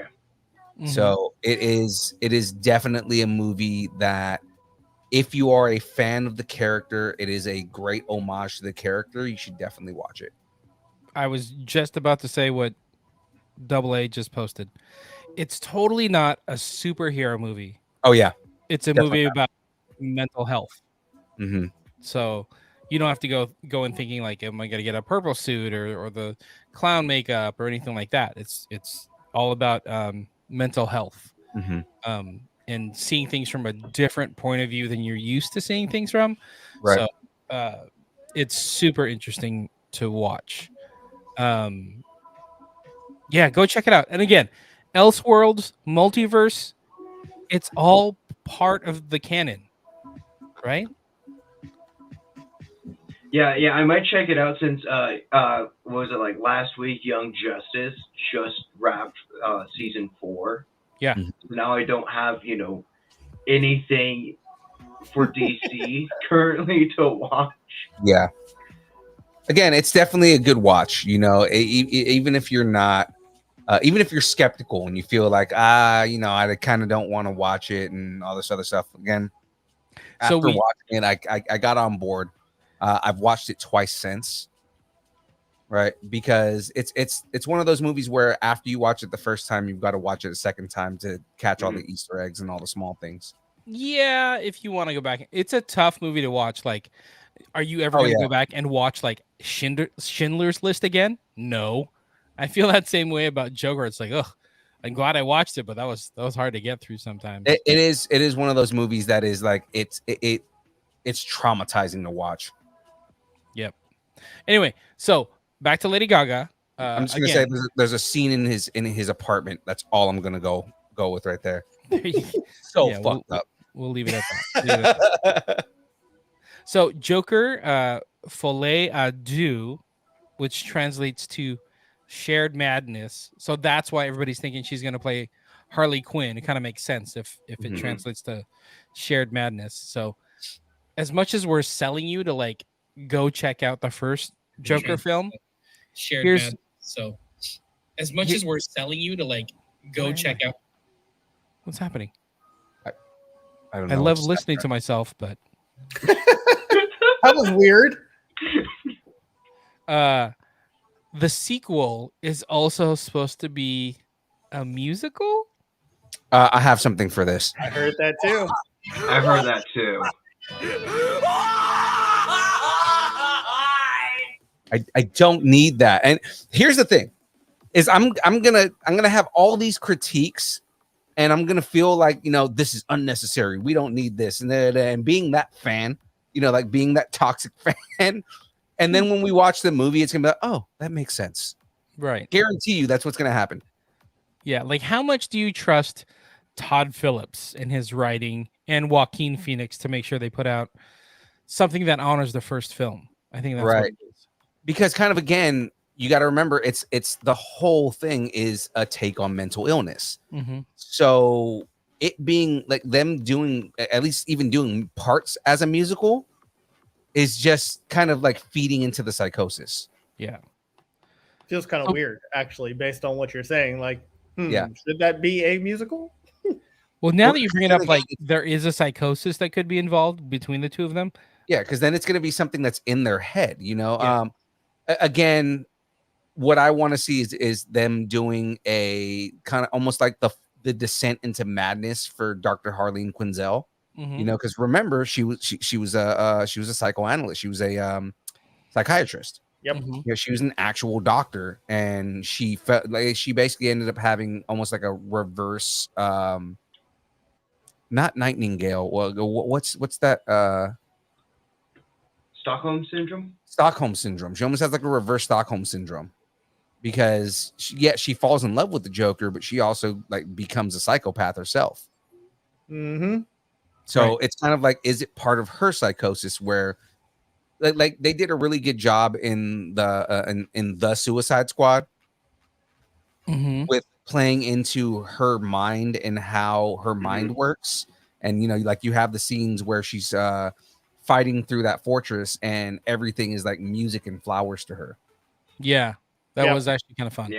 Yeah. So I'm thinking it's like almost the same thing where like when she starts descending into that darkness, that everything is a game to her and everything is something that is, fun. Like she turns misery into fun. Yeah. And that's like, where or how she sees misery. Right. So it's Yeah. kind of like that's where the musical aspect comes into it. Is it's not so much that they're making the movie a musical as it is in her mind and in her world. That's how she makes it fun. Okay, you kind of got me on board. Yeah. You kind of got me I on can board. see that. I can see that for sure. Mhm. Nice twist. So, yeah, if the they do first film, right? Yes, the first film made over $1 billion at the box office, and there has never been a musical film to make $1 billion at the box office. So maybe Joker sequel is the first musical to hit $1 billion. We shall see. But also, So, there's also a chance it hits that sequel slump. It's like they do the sequel, but it's like it wasn't as good as the first one, so nobody goes to go see it, and it doesn't make $1 billion. But then, have you seen none? Come on. Anyway, no date when the Joker sequel will make a Bad Romance into theaters. So bad. Well done. That's how you end the news. That's how you end the news. Caught in a bad romance. Caught in a bad romance. Bad romance with bad jokes. Oh God. All right. Well, that means since we're done with the download, that makes it time to bring in our next segment.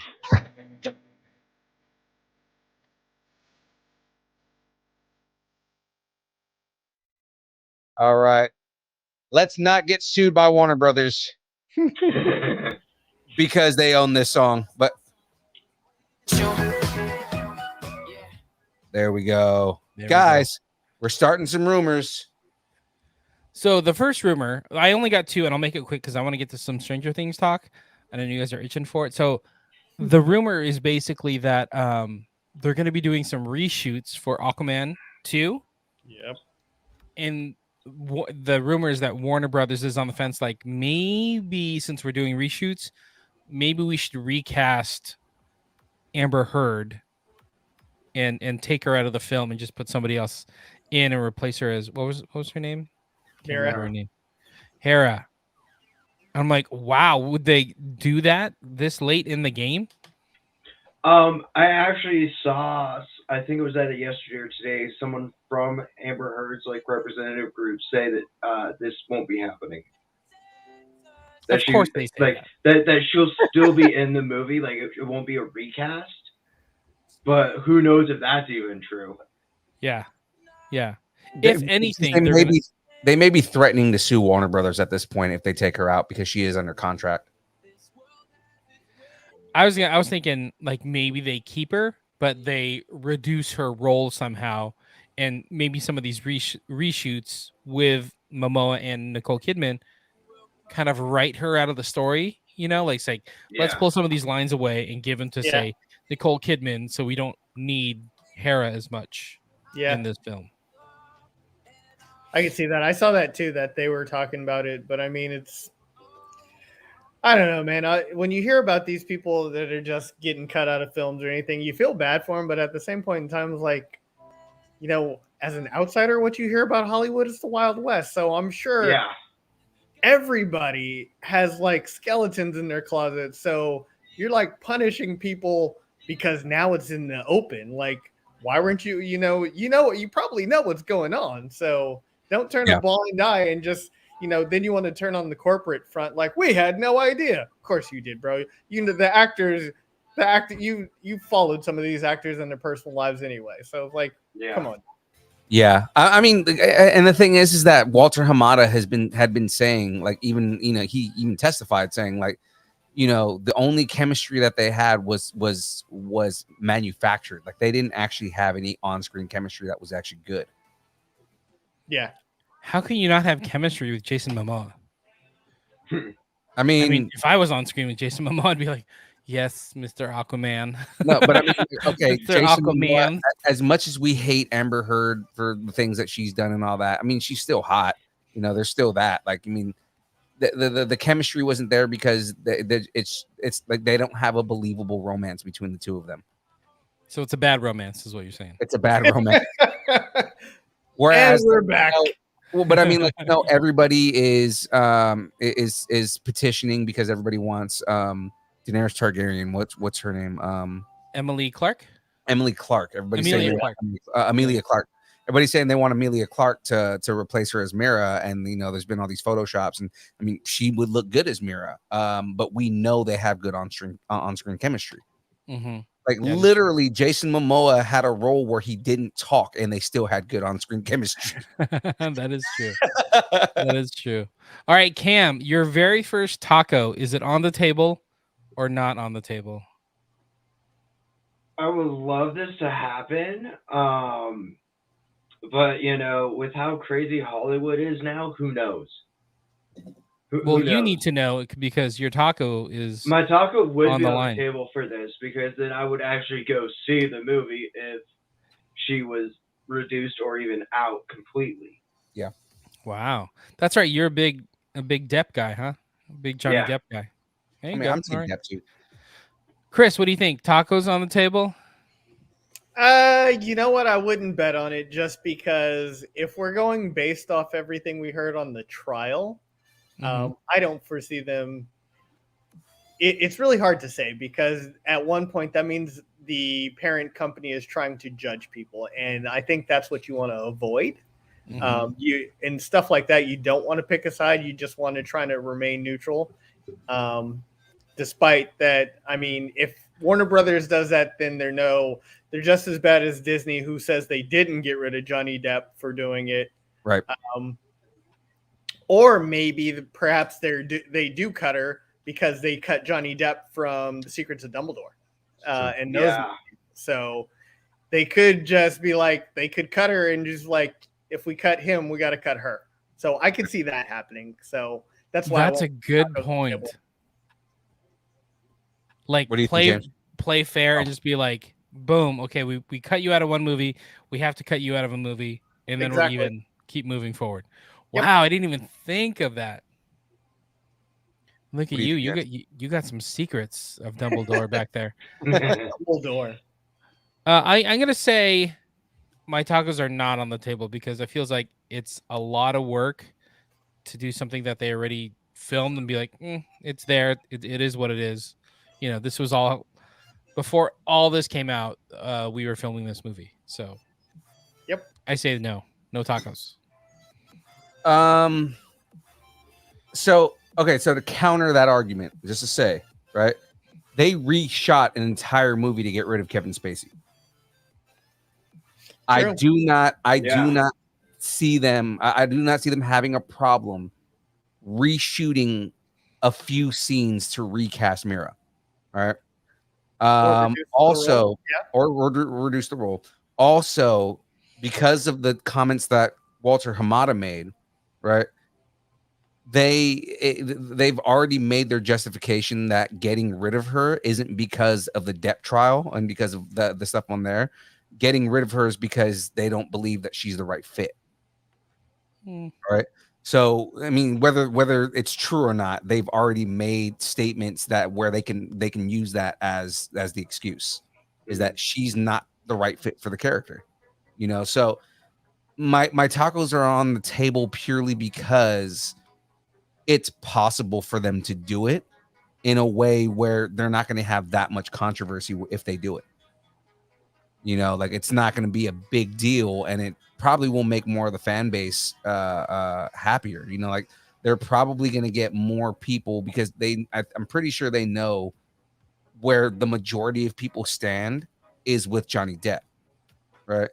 You have a few people who, especially there was like a Variety article that came out that was on her side that said something about how the Me Too movement is taking a step back because because you're believing Johnny Depp over her.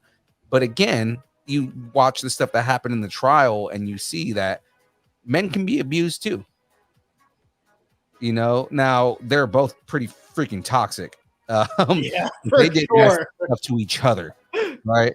Like, I mean, we're not going to say that Johnny Depp is a freaking angel, right? But I mean, between the two of them, you know, she definitely did things that were way worse. She cut his freaking finger off, man. Like, and then laughed about it, you know, like she's evil, man. But I mean, like, you know, that's kind of where I stand on that. Is I feel like there is a justification to take her out of the movie, and there's already kind of like groundwork to say, you know, she wasn't the right fit. There wasn't chemistry in here. Yes, she's been in 2 films so far, but she wasn't good in either of them. So I mean, you know, we kind of don't want her to continue at this point, and we can recast. I think like young Phil said, it's going to come down to the money. And I think I know they've got people who read Twitter and everything else that see the fan base that Johnny Depp has. And they're like, if we can get more money out of this film by cutting her, you know, I can see that. So brings up a very good point. Crazy. I was all for like, no way. They're not going to do it. It's too much money. Done. It's in the can, move forward. But then it's like, well, they did it for Kevin Spacey. Right. They've done, I mean, they did it. They replaced, I'm forgetting his name, but Tig Notaro replaced an entire role in the movie on Netflix. What was it? It was the zombie one. The zombie movie. Like they ended up taking Chris D'Elia out of the entire movie and replacing him with Tig Notaro. Yeah, but but that's not like, that was a supporting character, not like the co-star. You know what I mean? But Mira in this movie, like they were saying in the first place, she's not the co-star in the movie. She had a small role in the movie anyways. Got it. All right, so tacos are half on the table? Yeah. Well, plus you also got to consider they moved all these movies for DC back. Yeah. So they've Right. got time that they can do this. Right. Look at you, Cam. That's so smart. Look at you thinking outside the box. Well done, young Padawan. Speaking of Star Wars, let's talk some Star Wars Acolyte. Oh, I'm excited for this. This news makes me even more, or this rumor makes me even more excited. I'm gonna go last on this just because I want to hear your guys' opinions first. So Gotcha. So again, it's gonna be a live action series on Disney Plus. They're saying it's the first live action show set in the High Republic era. So this is like 200 years before the Battle of Yavin. So this is like, we don't know any of these characters. I mean, unless you read the comics or the manga. I think Yoda's the only one alive. I'm thinking about it. right. So he's the only one alive. But then all these Star Wars Legends characters are said to be going to be brought into the Star Wars Acolyte series. They don't say what capacity, but they're saying they're going to be bringing in Darth Bane, Darth Nihilus, Darth Malak, Darth Revan are all going to have some kind of representation in the Acolyte, so they become Star Wars Disney canon. Right. And I mean, that's been, I'm sorry.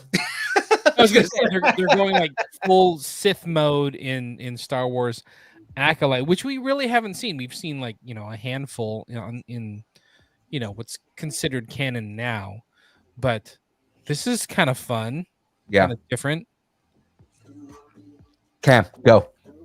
I'd say tacos on the table because of just all this stuff that Disney's been doing. I can see them making it. Chris, what do you think? I'd go tacos on the table just because as a Disney person, and hold on before I say this, Jackie, no, I'm not at Disneyland. I saw that comment. That's right. I saw that earlier. So as a Disney person, I think in the past few years, we've seen how they can flip the story for villains and give them backstories. Look at what they've done in the last year for Cruella. How many people after watching that, you're like, oh my God, I like that movie. Or Maleficent. Maleficent, both of those movies. So I kind of feel like with the right guidance, they can definitely get these villains out there and get them to the point where they're in Disneyland, which I think is which is the end goal, where you can have these people interacting with fans and fans know who they are. So I think it's more of, we know, for those of us from Star Wars, we know 2 or maybe 3 villains. We know Anakin Skywalker, we know Kylo Ren, who wasn't a villain, we know Darth Maul, and a couple in-betweeners in between there. But as far as giving them real backstory, giving them growth, I mean, we saw some in the Star Wars animated series with General Grievous, but actually giving these people a platform and bringing them out, I think I'd go tacos on the table for that. Nice. I'm kind of I want this to happen. How about that? I want this to happen because I think that's so cool. As cool as Star Wars is, and as cool as the Jedi are, honestly, I want to know about some of these badass, Sith lords running around. I want to know about Vader, but I also want to know about all these other badasses that had ulterior motives than just I gotta beat up my old master kind of thing. So it'll be interesting to check this out. So tacos on the table. I've been chomping at the bit, but is it my turn? Yeah. Go. Go ahead, bit chomper. 100% tacos on the table, and let me tell you why. I am not just a giant Star Wars nerd to begin with, but I've played all the games. I know all about these characters. Filoni specifically has said his goal in everything, and since he's gotten control, is to bring back all the canon characters that people love, all the non-canon characters that people love, including finding ways to get Knights of the Old Republic as canon again. Right? He already made Darth Bane canon because at the end of season 7, in the lost season of the Clone Wars, there's an interaction between Darth Bane and Yoda. Yoda goes and meditates in a dark side haven, and he ends up communing with Darth Bane. Right. So they already made Darth Bane canon. They've mentioned Darth Revan, which is a big deal, right? Because Darth Revan is a character that everybody's wanted for the longest time, right? I think because of Filoni's love for Knights of the Old Republic, and that the vow that he made that he's going to make Knights of the Old Republic or the Old Republic stuff canon again, right? Mm-hmm. I 100% believe that they are, if not, one, if not all these characters, at least one or two, bring them in ways where you hear the legends of these dark Sith lords. And yeah, it's like a they've orchestrated how to bring all these Star Wars Legends extended universe stuff into the Disney canon. So right, because you can bring in Bane, Nihilus, Malik, Revan. Revan being one of the most powerful Sith lords in the in the history of the canon, and Malik being his apprentice that betrayed him to become the Dark Lord of the Sith. And the storylines are so good. You know what I mean? Nihilus is the embodiment of darkness and evil. Darth Bane is the one who established the rule of two. That's the whole canon story that they did, is Yoda is communing with Bane, and Bane's explaining the need for the rule of two. It's gonna happen. The tacos are on the table 100%. Okay. So everybody's tacos on the table. Yeah. Yeah. Good stuff. That's all I got for rumors. Let's move on to some Stranger Things. Oh, is it time for the Stranger Things? That's what we're itching for. Everybody. All right. Relax. So before we jump into everything, number one, let's pop that on there. Number two, spoiler time. So guys, if you have not watched season 4 thus far of Stranger Things, we're treading into spoiler territory. So Spoiler alert! Spoiler alert! Spoiler alert! Spoiler alert! Spoiler alert! That's Scott Steiner's new music. Nice. Big Papa Pump. Big Papa Pump. Wow. With his giant monster, massive arms. He's like 70 and still has massive arms, dude. The muscle on top of the muscle on top of the muscle. So good. So good. And then he kisses him. Oh man. So ladies and gentlemen, we are going to be talking Stranger Things season 4 part 1. So if you're not caught up, you might want to turn it off. I'm going to keep the spoilers thing in the bottom right there, so you guys know that we are talking spoilers. For those of you who are listening to the podcast, again, I'm going to play the spoiler music again when we're done, so you know that we're finished. So that being said, let's get into this. This is why we brought you boys on, right? So let's do this. Stranger Things season 4, a perfect blend of sci-fi, horror, 1980s nostalgia, all presented through the eyes of a young group of pop culture aware teenagers. This season felt like an homage to like horror movies, especially like haunted house movies. Mm-hmm. Or even like an homage to like a show like Lovecraft Country, stuff like that. Yeah. It is very Lovecraftian. I'll give you that. Very Lovecrafty. I didn't even put that together, but definitely. Yeah. Mm-hmm. One of the things I love is people are like saying, "Oh, it kind of reminds me of Nightmare on Elm Street." And there's a lot of there's reasons for that, because Freddy Krueger is in this Robert season. Englund. I think it's funny that Freddy is being haunted by nightmares of past years, so it's just come one big circle. It's like he's being haunted by a nightmare monster. That's irony. That's one of my Easter eggs, and like the irony of it all. Yeah, exactly. It's so interesting how they put it how they made that happen. But before we get into that, I was gonna ask. I'm gonna start with you, Cam. What was your like level of excitement going into season 4? It sounds like everybody's a big Stranger Oh, Things fan, but like just you got the shirt on. watching all the like little like seeing all the pictures and stuff of them doing production during COVID and stuff. Just I loved it. I was waiting for this. Everyone was just waiting for this to happen, and I was so glad when we finally got it. Mm-hmm. Chris, how about you? But oh, sorry, Cam, go ahead. But now like I'm like waiting for this volume 2 to come out. It's like Real quick, how did you watch part 1 or volume 1? How did you watch it? I binged the first 2 episodes when it first came out. So I stayed up till 1 and watched the first 2 episodes. And then I slept a little, and then I just binged it all within that day.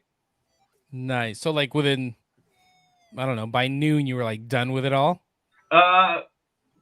More like 2 or 3. Oh, okay. Slacker. I see how it is.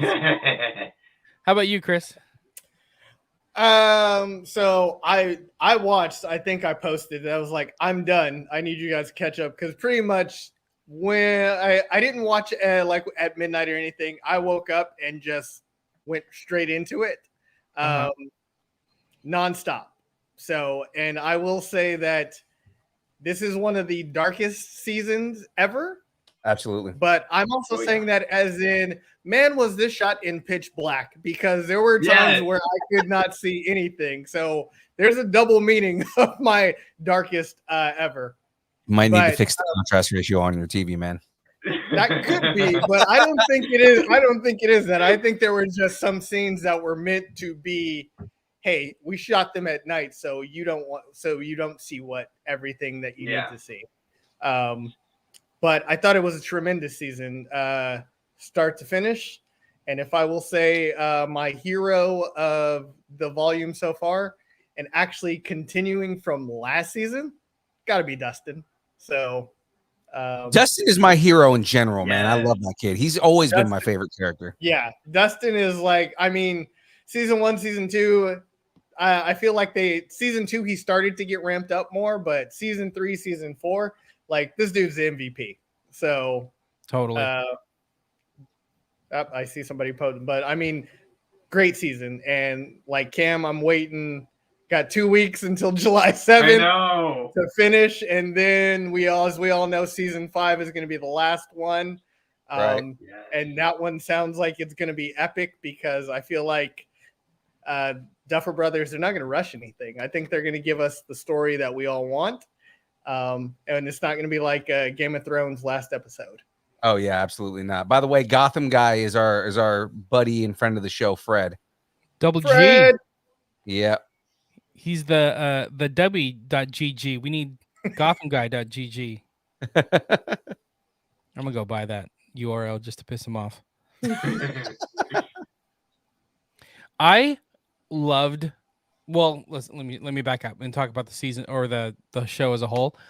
I've loved this show from the beginning, and what you were just saying, Chris, I love how this feels darker. This season feels darker and more mature. So like just like how the kids are growing up, this show is starting to grow, and it's not just like spooky horror kids on bikes. Like we're getting a little bit darker and a little bit more demented, and I dig that. Absolutely.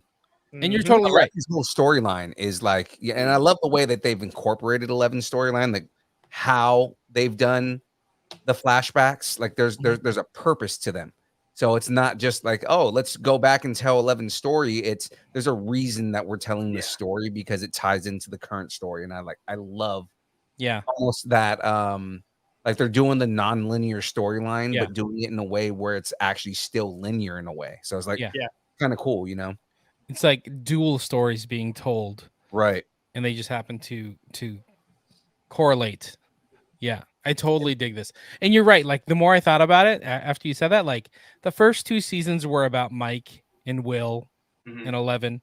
Now it's about like Dustin, Steve, and 11. And God, Nancy. Steve And Nancy. Harrington is like Steve Harrington is easily like the sleeper favorite on that show. Yeah. Yeah. So good. So good. So let's talk about Cam. Let's talk about your shirt. Yes. That's an amazing shirt. And I feel like I don't know. Part of this season is like as cool as it is, like there's tons of product placement. Like there's Coca-Cola literally like taking up the entire screen, just like in Well, front there's of you. even like the Tab soda. Yeah. Yeah. And Exactly. just the other branding just throughout the whole thing. But even like the shirt you're wearing, I'm like, that's a pretty cool shirt. And they keep showing it. Next thing you know, we're on a stream and Cam's wearing it. So it's like, is it a little bit of like, we need to sell some merch for this show? Well, I even have Dustin's roast beef shirt from last season. Oh God. Nice. So I dig it, and I'm not sure if this is like a connection, but I grew up reading the X-Men, and the Hellfire Club was like kind of the anti X-Men, like the evil mutants. You know, what I noticed that evolved. immediately. Yeah, like I noticed that when I saw Hellfire Club, I was like, "Is that an X-Men reference? That's awesome." Yeah, I'm gonna say it is. I know there's other references. yeah, I'm gonna like, say it is too. Well, but they're nerds, so it makes sense for it to be a comic book reference. Mm-hmm. I dig it. I dig it. So I don't know if you guys. Oh, sorry. I don't know if you guys jumped back at all, but so I did a watch where I just watched everything just as a fan, and then I went back and watched again. So I think I'm on like the fourth watch this time. But the second time I watched, I looked for like Easter eggs and things like that, and went back to season 3. And if you go back to season 3, they kind of plant really, really good seeds about the storylines they're going to talk about, just like number 1, D&D. They're talking about this poor town, and then they flash D&D. It's like, is this really a demonic cult attacking this town? Which we then see in season 4. We get that dude who's just like, there's a cult. So yeah, well, I mean, they're playing into the Satanic Panic, which was a real thing, you know? Yeah, exactly. So I mean, it was done so well. Just like I didn't even pay attention. I had to go back and look at stuff like that and just kind of see what they did. And kind of speaking of, while we're on season 4, though, it feels like they've totally written off the sister. 8? Was it 8? That was 11 sister. Yeah. Yeah. Well, not. Yeah, I think sister. Yeah. Oh, from what, season 2? Rainbow Room. Yeah, in season 2. Yeah. So it kind of feels like they've, all the flashbacks. I think she's shown in like a couple, but they don't talk about her. 1 or 2. Yeah. It's really, really minimal. Interesting. I didn't even think about that. Yeah, it's like when if you remember, what episode? I want to say it was maybe episode 5, where they're doing the mind battles and you're in your circle and they're just pushing back. Yeah. And they're going through number. Hers was. I don't think she was there.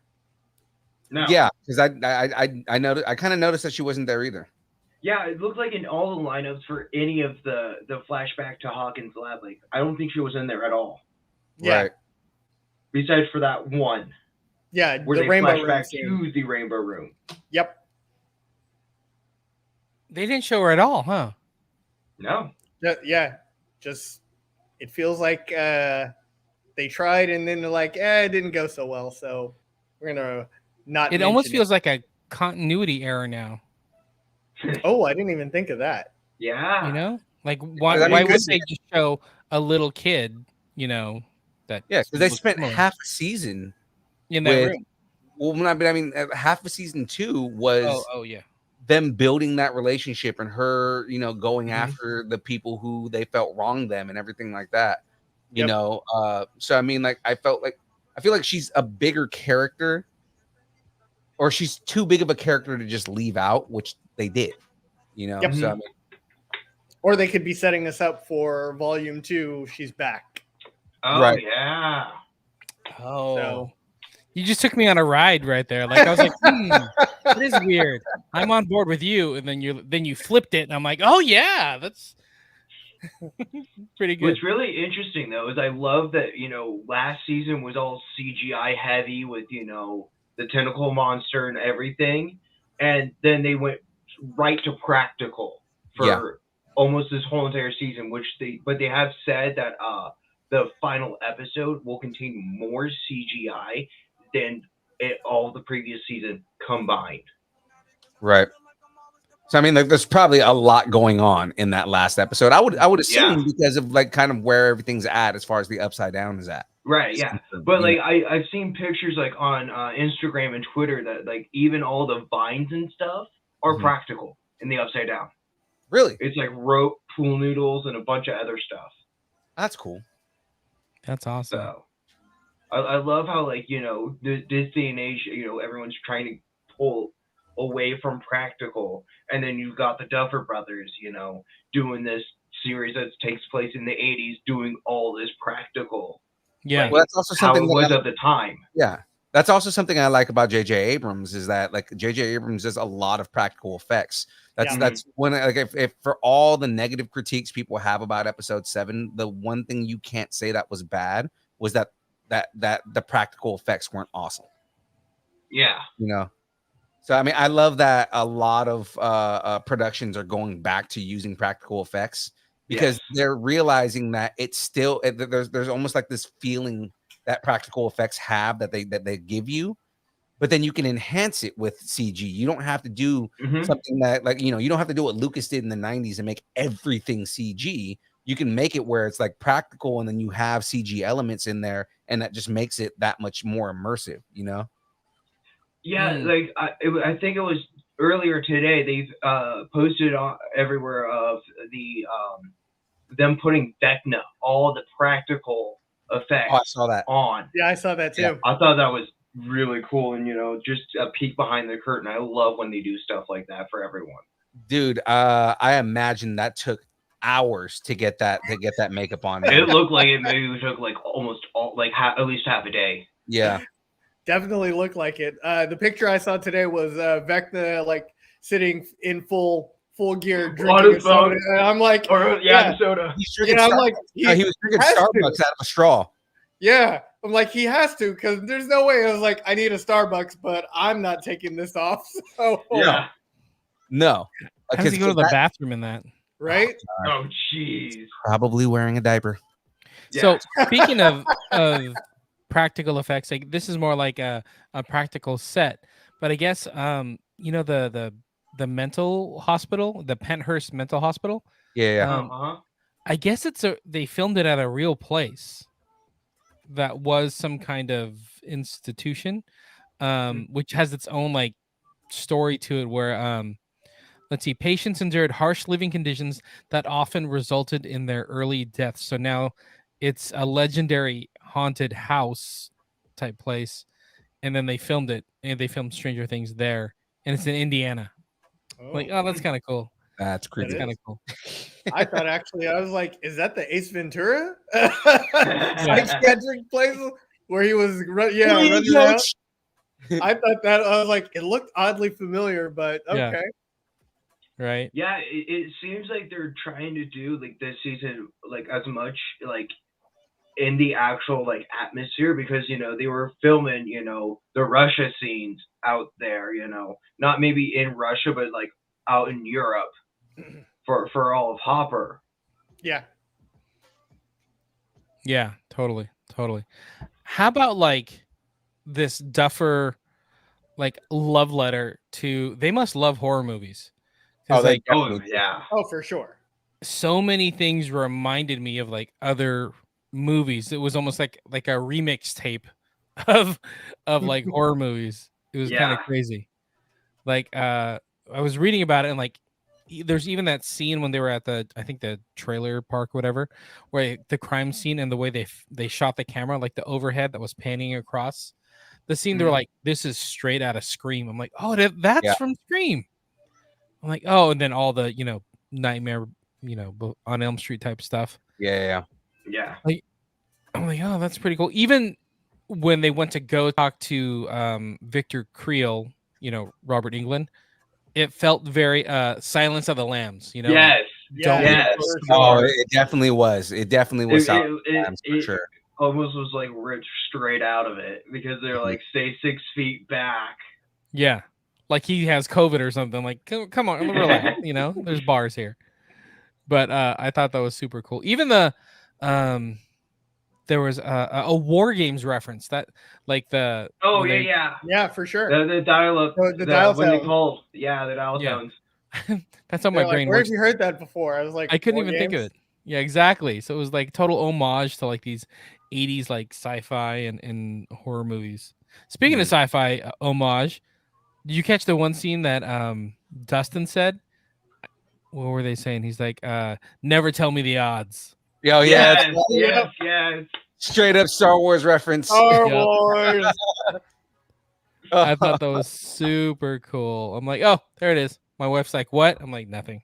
Sorry. Keep watching. What was really interesting though is they pitched to get running up that hill. They pitched it to her because she's one of the hardest ones to get music released and get approval for. Turns out she was a fan of Stranger Things. Oh, nice. So that gave him a Perfect. leg up. That's interesting. So That's that cool. just made it easier for them to get some Kate Bush going. Yeah. It's probably like researching her career. Like she's probably charting. She is. No, she had the #1 song in the country. And it was a song she released in 1986. So I mean, like it's like Well, it's just like Nirvana when Batman came out. Oh yeah, that's right. That's a good point. That song just flew back up. That's great. You go poop. I just heard you ready to go poop. Oh, that's the shit. Oh my god, that is so good. I know I posted this to the Nerdington Post, but the developers have come out saying that there will be a time jump between season 4 and season 5 because they need it. Well, it's been like 3. It's between when they filmed this season and when they're gonna be able to film season 5. It's been like 3 years. Well, even just from season 3 to 4, all Hey, the Chris, kids have grown up. Hey, Chris, you ready to go poop? Hey man, when the dog's gotta go, the dog's gotta go. Yeah, just hold on. Just Look, he walked off. He's like, I'm done. You guys are jerks. Bunch of a-holes. No, dogs, man, just running back and forth. Like we can barely hear you, but like we're having a conversation, and then all of a sudden, you ready to go poop? Like what the hell just happened right now? So good. That's the fun part. Yeah. I guess we got the name of the episode. Are you ready to go poop? Yes. Hey man, as long as those episodes were, you probably are. Yeah. I really like the story arc for Vecna. Yeah. Yes. We get introduced to him in the first episode. Dude, but it takes us all the way. I even had to look up who he was. Yeah. And then I'm like Sweeney Todd. I'm like, oh crap. Yeah, that twist was so not. I kind of saw it coming. I had a feeling. I had a feeling. I was like, okay, maybe they're the same person, and then they do it at the end, and it's like, oh yes. And that just transformation with the lightning and stuff, and just the zoom in on the red. Yeah. I had a feeling there was something up with that dude, but I didn't see that twist with him becoming Vecna. I knew he was no good because the dude is such a good actor. Like when he's trying to help her escape, he seems like he's genuine, but you can kind of tell that there's an ulterior motive. There's something. He's doing it for a reason. He's not just doing it because he wants to help her, which is what he makes it seem like he's doing. Like you can tell there's some reason why he's doing this. There's a reason that he's doing this. And I knew that he was bad news. I was like, he's got to be a bad guy. Right. And then you see him start killing everybody. And I was like, okay, that's the whole thing. He's a bad guy. You know, And I don't know if you guys noticed it, but in episode 1, with Brenner looking at Elle, if you notice on the back, there is that seam line Yeah. for when she opened it to the upside down that they show in episode 7. Yeah. Yeah. I caught that too. It almost like the way they did the whole time telling two stories. I'm like, wait, like what came first? I couldn't figure out like what came first. It was so like chicken and the egg. But so she created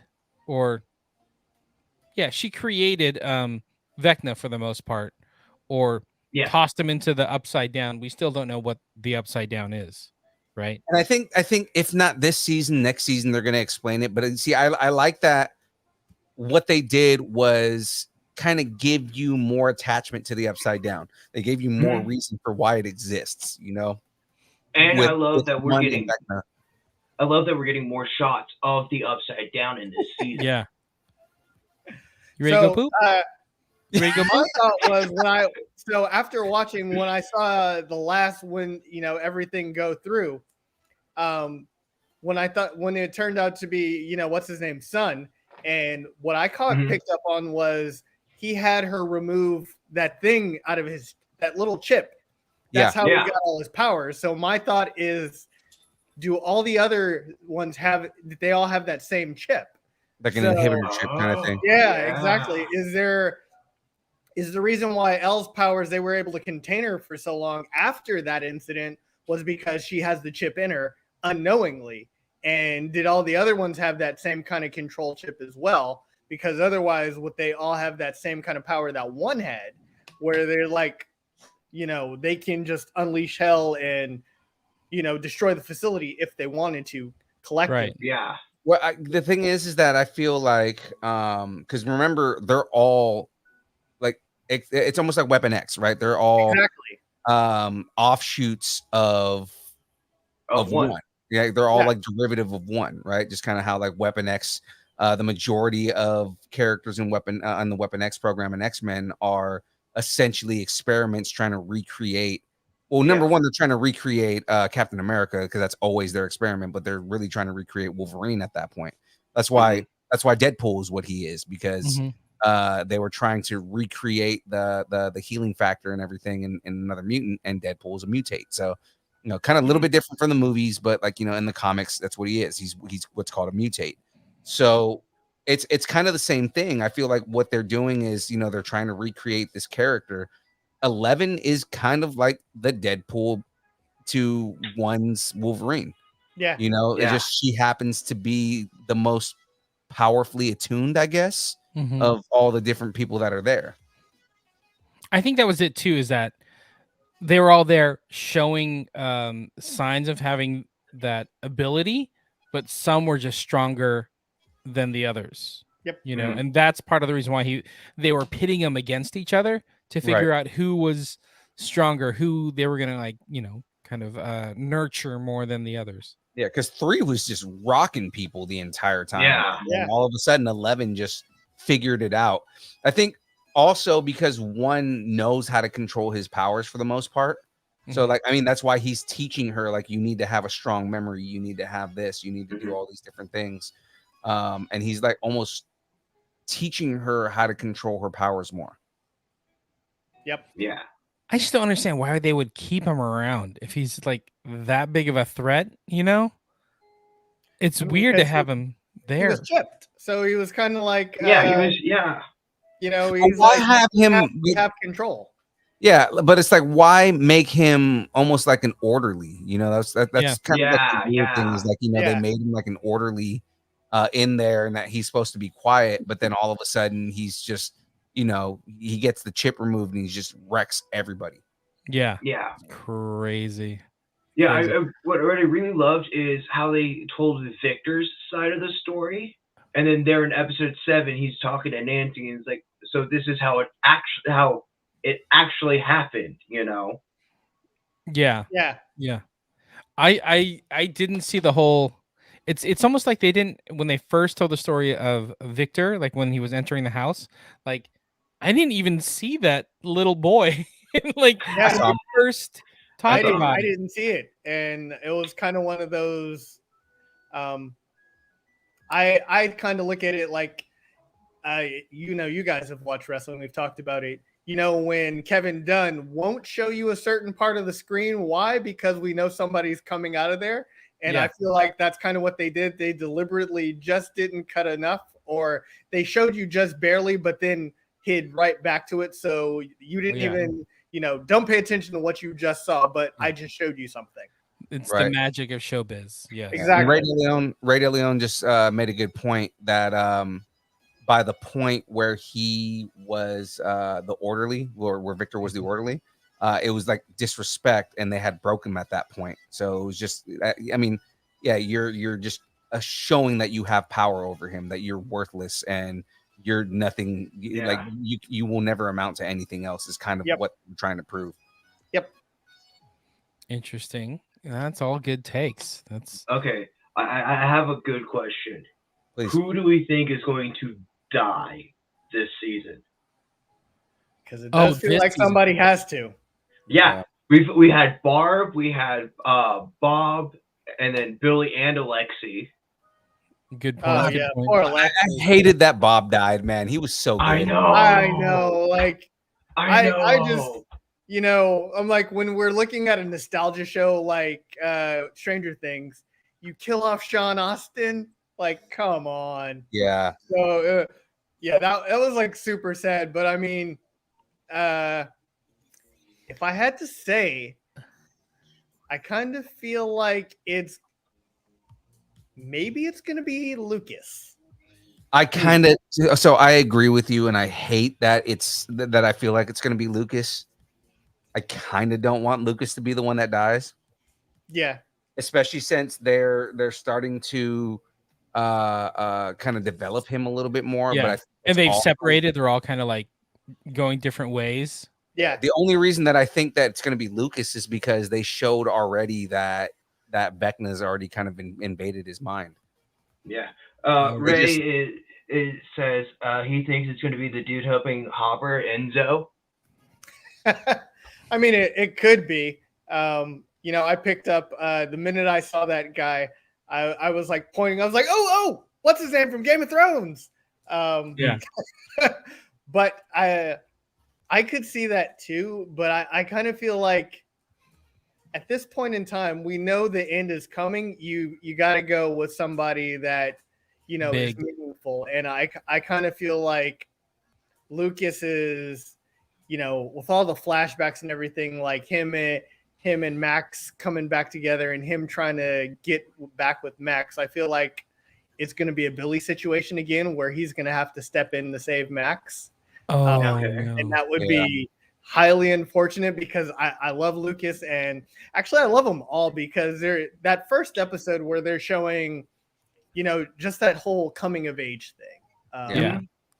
And they're, Eddie was the first one that embraced us in high school, and Lucas like, I don't want to be a nerd anymore. And Mike just kind of be like, he's trying to find his way with Elle. I just, one of them, it's got to be one of them. So I think it's going to be Lucas. Because the whole thing is like Lucas, I was so mad at him in the first half of the season, because it was just like, come on, man, like really, you're gonna just betray your friends. But I understand. Yeah, don't turn on your friends. I remember experiencing that in high school and seeing like what kids turn because they wanted popularity and everything like that, right? For sure. Well, I mean, it's almost like a trope at this point in most of these shows, where it's like, oh, we were best friends when we were kids, and then now you became popular and we're not friends anymore, right? So like, but they kind of did that with Lucas already. Yeah, well, that's what I was saying. Like Lucas kind of like turned on everybody, but then at the same time, twist halfway through, he turns on those friends. In favor of helping, his actual friends. Yeah. Okay, pick somebody to die. Pick somebody. Somebody's gonna die. Somebody that's gonna die. You as much as it sucks, because we had an entire almost 2 seasons about trying to find him. I think Will Byers is gonna die. Ooh. I think Will Byers is gonna die, because at this point he almost feels like the throwaway character. While we're discussing Will, let me bring up something else. Mm-hmm. Is Will gay? because I kind of feel like we planted seeds in season 3. Like Mike, they had their first argument, and he's like, "It's not my fault you don't like girls yet." I think he might not even said yet. He said, "It's not my fault you don't like girls." And we flash forward to this season, skating rink scene. Mike or Will kind of, when they're getting an argument, Will kind of takes that angry spouse pose, arms folded and things like that, like feeling betrayed. And, those of you, girlfriend, boyfriend, when they get that pose, you're like, oh, shit. So, that angry lover. So it's like, I kind of feel like maybe he's gay because he's the only one who has not paired off with somebody. You're right. So Max and Lucas, you have 11 and Mike. and then Dustin and Lucas and Max. That's what I said. And then Dustin and his Susie. Right. And then you got Jonathan and Nancy. Mm-hmm. Robin and Steve. And then you have Nancy and the other dude. Who?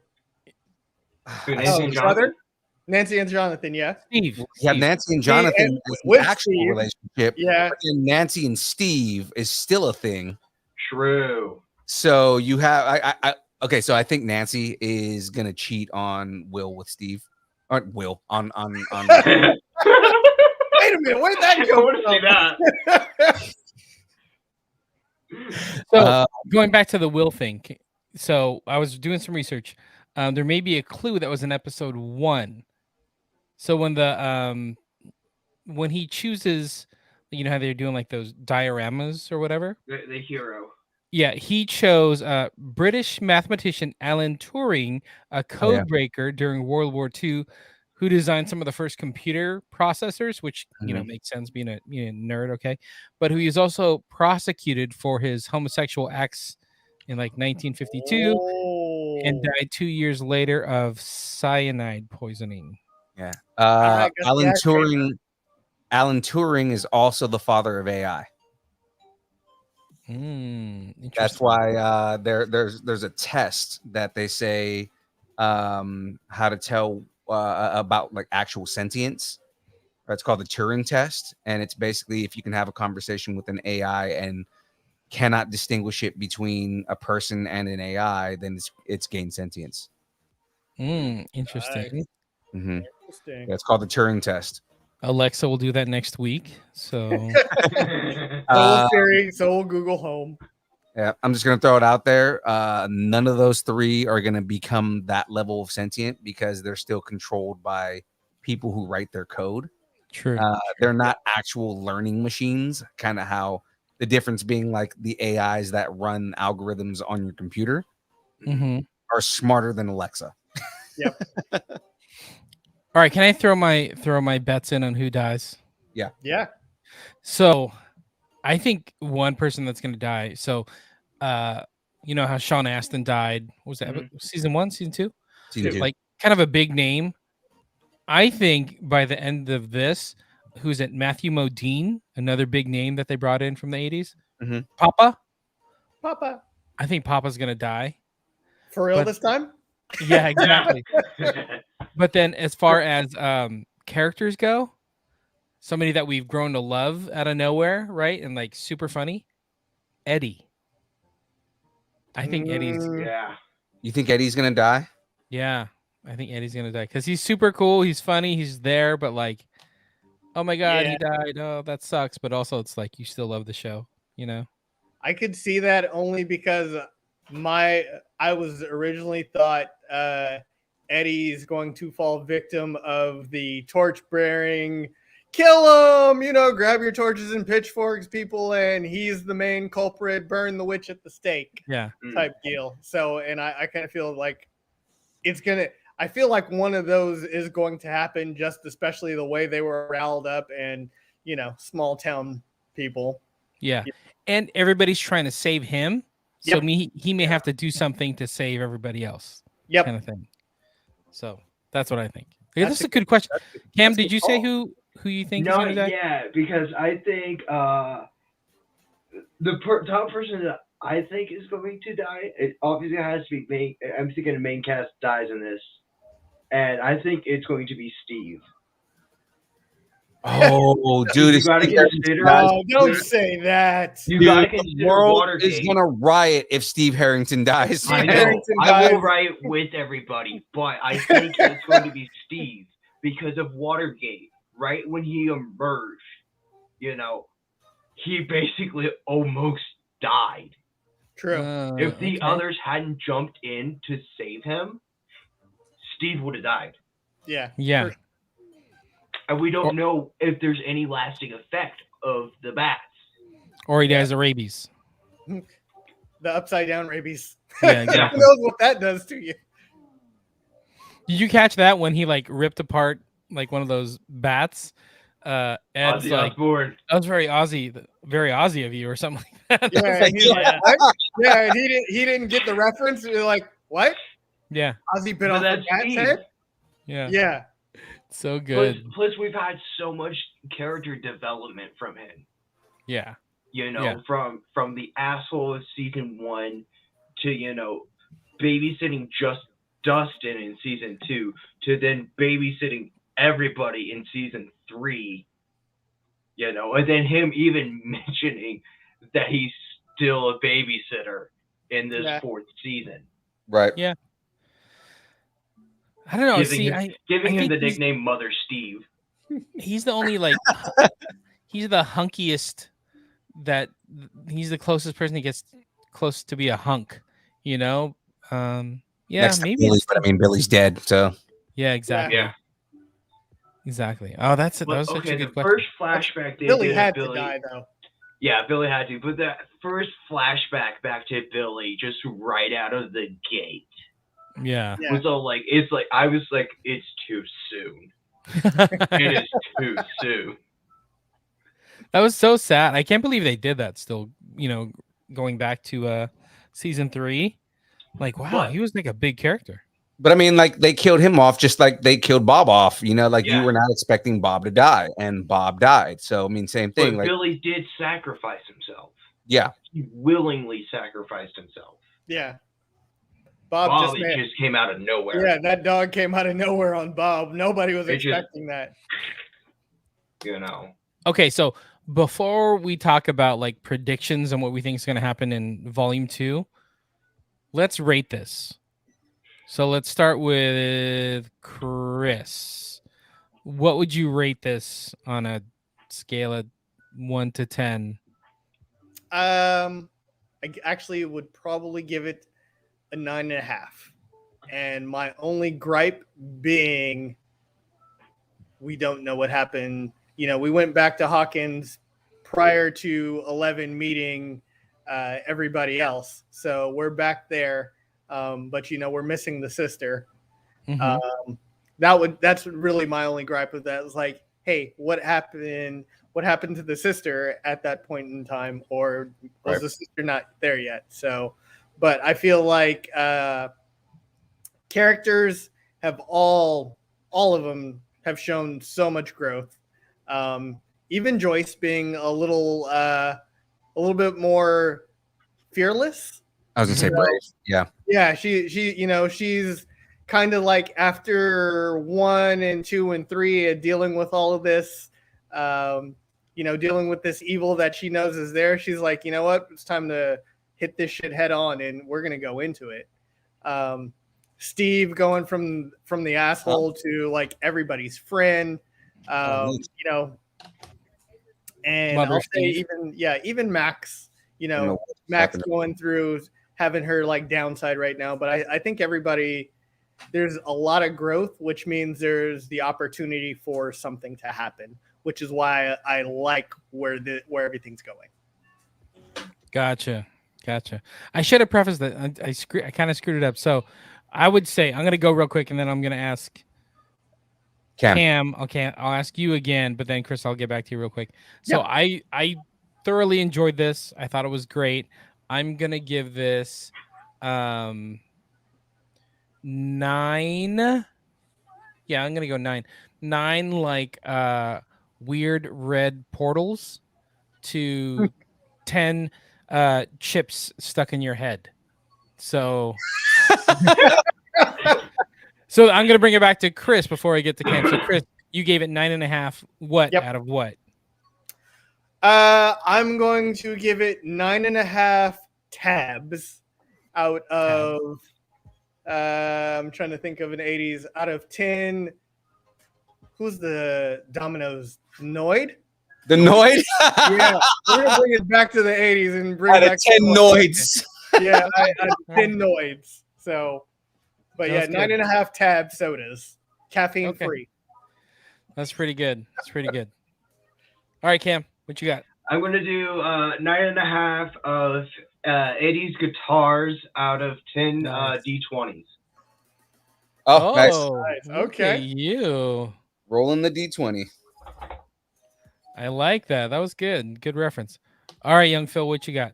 I'm gonna give this 9 angry satanic panic teenagers out of 10 fleshy vines. Very nice. I do want to say one thing is I love that they completed Hop's like disappearance Yeah. from season 3 where we just cut to black and we have no clue what happened. I love that we actually got it from his point of view too. Yeah, it's like that oh, whole thing he's blowing up. He's in Russia finding another demodog, or a demogorgon. That's awesome. Yeah. Ray Which, by just the way, were you guys expecting to actually see the demogorgon in that episode? So if you remember the end of season 3 where they're like they flash to Russia and they say not the American. Which gave us all like, oh, Hopper's alive, thank God, because that would have sucked. I expected that we would only kind of just hear it. I didn't expect to actually see it. Right. That's exactly how I felt. I thought it was going to be like the episode ends with you hearing the demogorgon, and then the next episode they would lead into it. No, fade to black, and then the demogorgon comes out, and it's like, holy shit, this is still going. Yeah. All right, Philippe, did you get your vote in? Your rating? Yeah.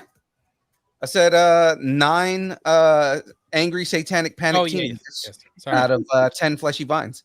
That's what I was going to do. I was going to say Ray chimed in and said 9 Eggos out of 10 carved out eyeballs. Look at that. Eggos. All right, who's got predictions about what's going to happen? I know we talked about people dying, which actually is pretty smart now that we're looking at the back half of this season, knowing that there's only one season left after this. What do you think is going to happen? Well, obviously we're gonna get more into the Upside Down, more like story in the Upside Down, since they've already said we're getting a whole bunch more CGI in that last episode. So there's going to be that huge. The battle's just going to take place in the Upside Down with everybody there. So they haven't talked about like what the Upside Down is yet, right? Like, or how? Not really, but we do know the timeline of the Upside Down because they were in Nancy's room. She's all like, "Oh yeah, I've got handguns and stuff." Goes and looks, and it's stuff from like however many years back, and it has the journal entry of when Will disappeared. Mm-hmm. So we know it's at least in the past. Yeah, and not so that must be future. like right when. Is it when 11 opened up the portal? Is that like when it? Like that's the snapshot? No, because they said when they were looking at the diary, this is the date that Will disappeared. Oh, okay. You're right. Ah, interesting. So we at least know it's in the past. Right. And not like what everyone was thinking was a post-apocalyptic future. Any other predictions you guys got? I don't think that we're going to get an explanation for the Upside Down in this season. I think we're going to get that next season. I do think that they are going to give us some stuff into like, like maybe the Upside Down is like a mental projection from Vecna or something like that. Or, like I think that overall, like I don't even think they're going to kill off Vecna in this. I think he is going to still be the main antagonist in the next season. you know, because the whole thing is we just got the reveal of him on this. I think he plays a bigger picture into what the Upside Down is.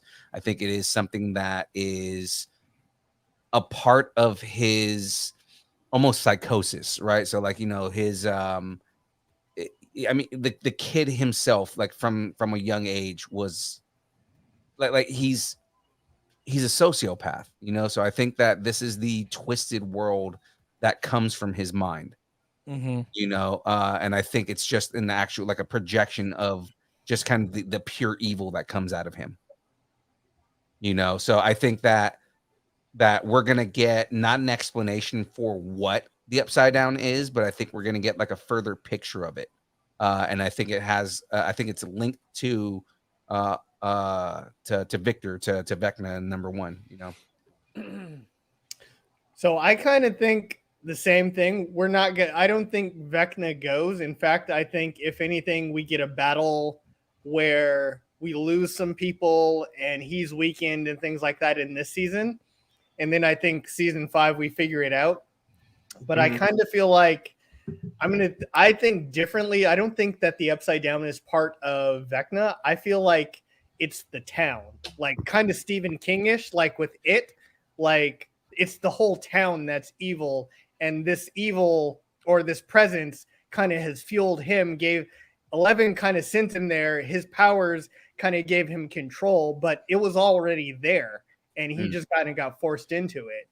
And I think that we're gonna learn that, like, hey, if you destroy him, I don't know if they'll go like full Stephen King, like if with it, like when, you know, you killed Pennywise and the whole town was supposed to get destroyed, unlike how they didn't do that in the movies. I kind of feel like it's going to be like something similar, like something in the town they're going to find is like fueling this thing, whether it be Dungeons and Dragons or things like that. They're going to just, like, all these things are just kind of going to take us into season 5. But I think I don't see we're going to get a big reveal until season 5. I think we get the battle we're all expecting, the death that we know is going to happen just because we know it's towards the end.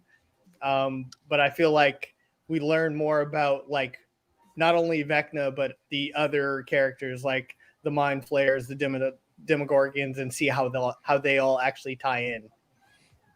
And since you mentioned it, Ray chimed in. Do you think they revisit the cast as adults at some point, like it did?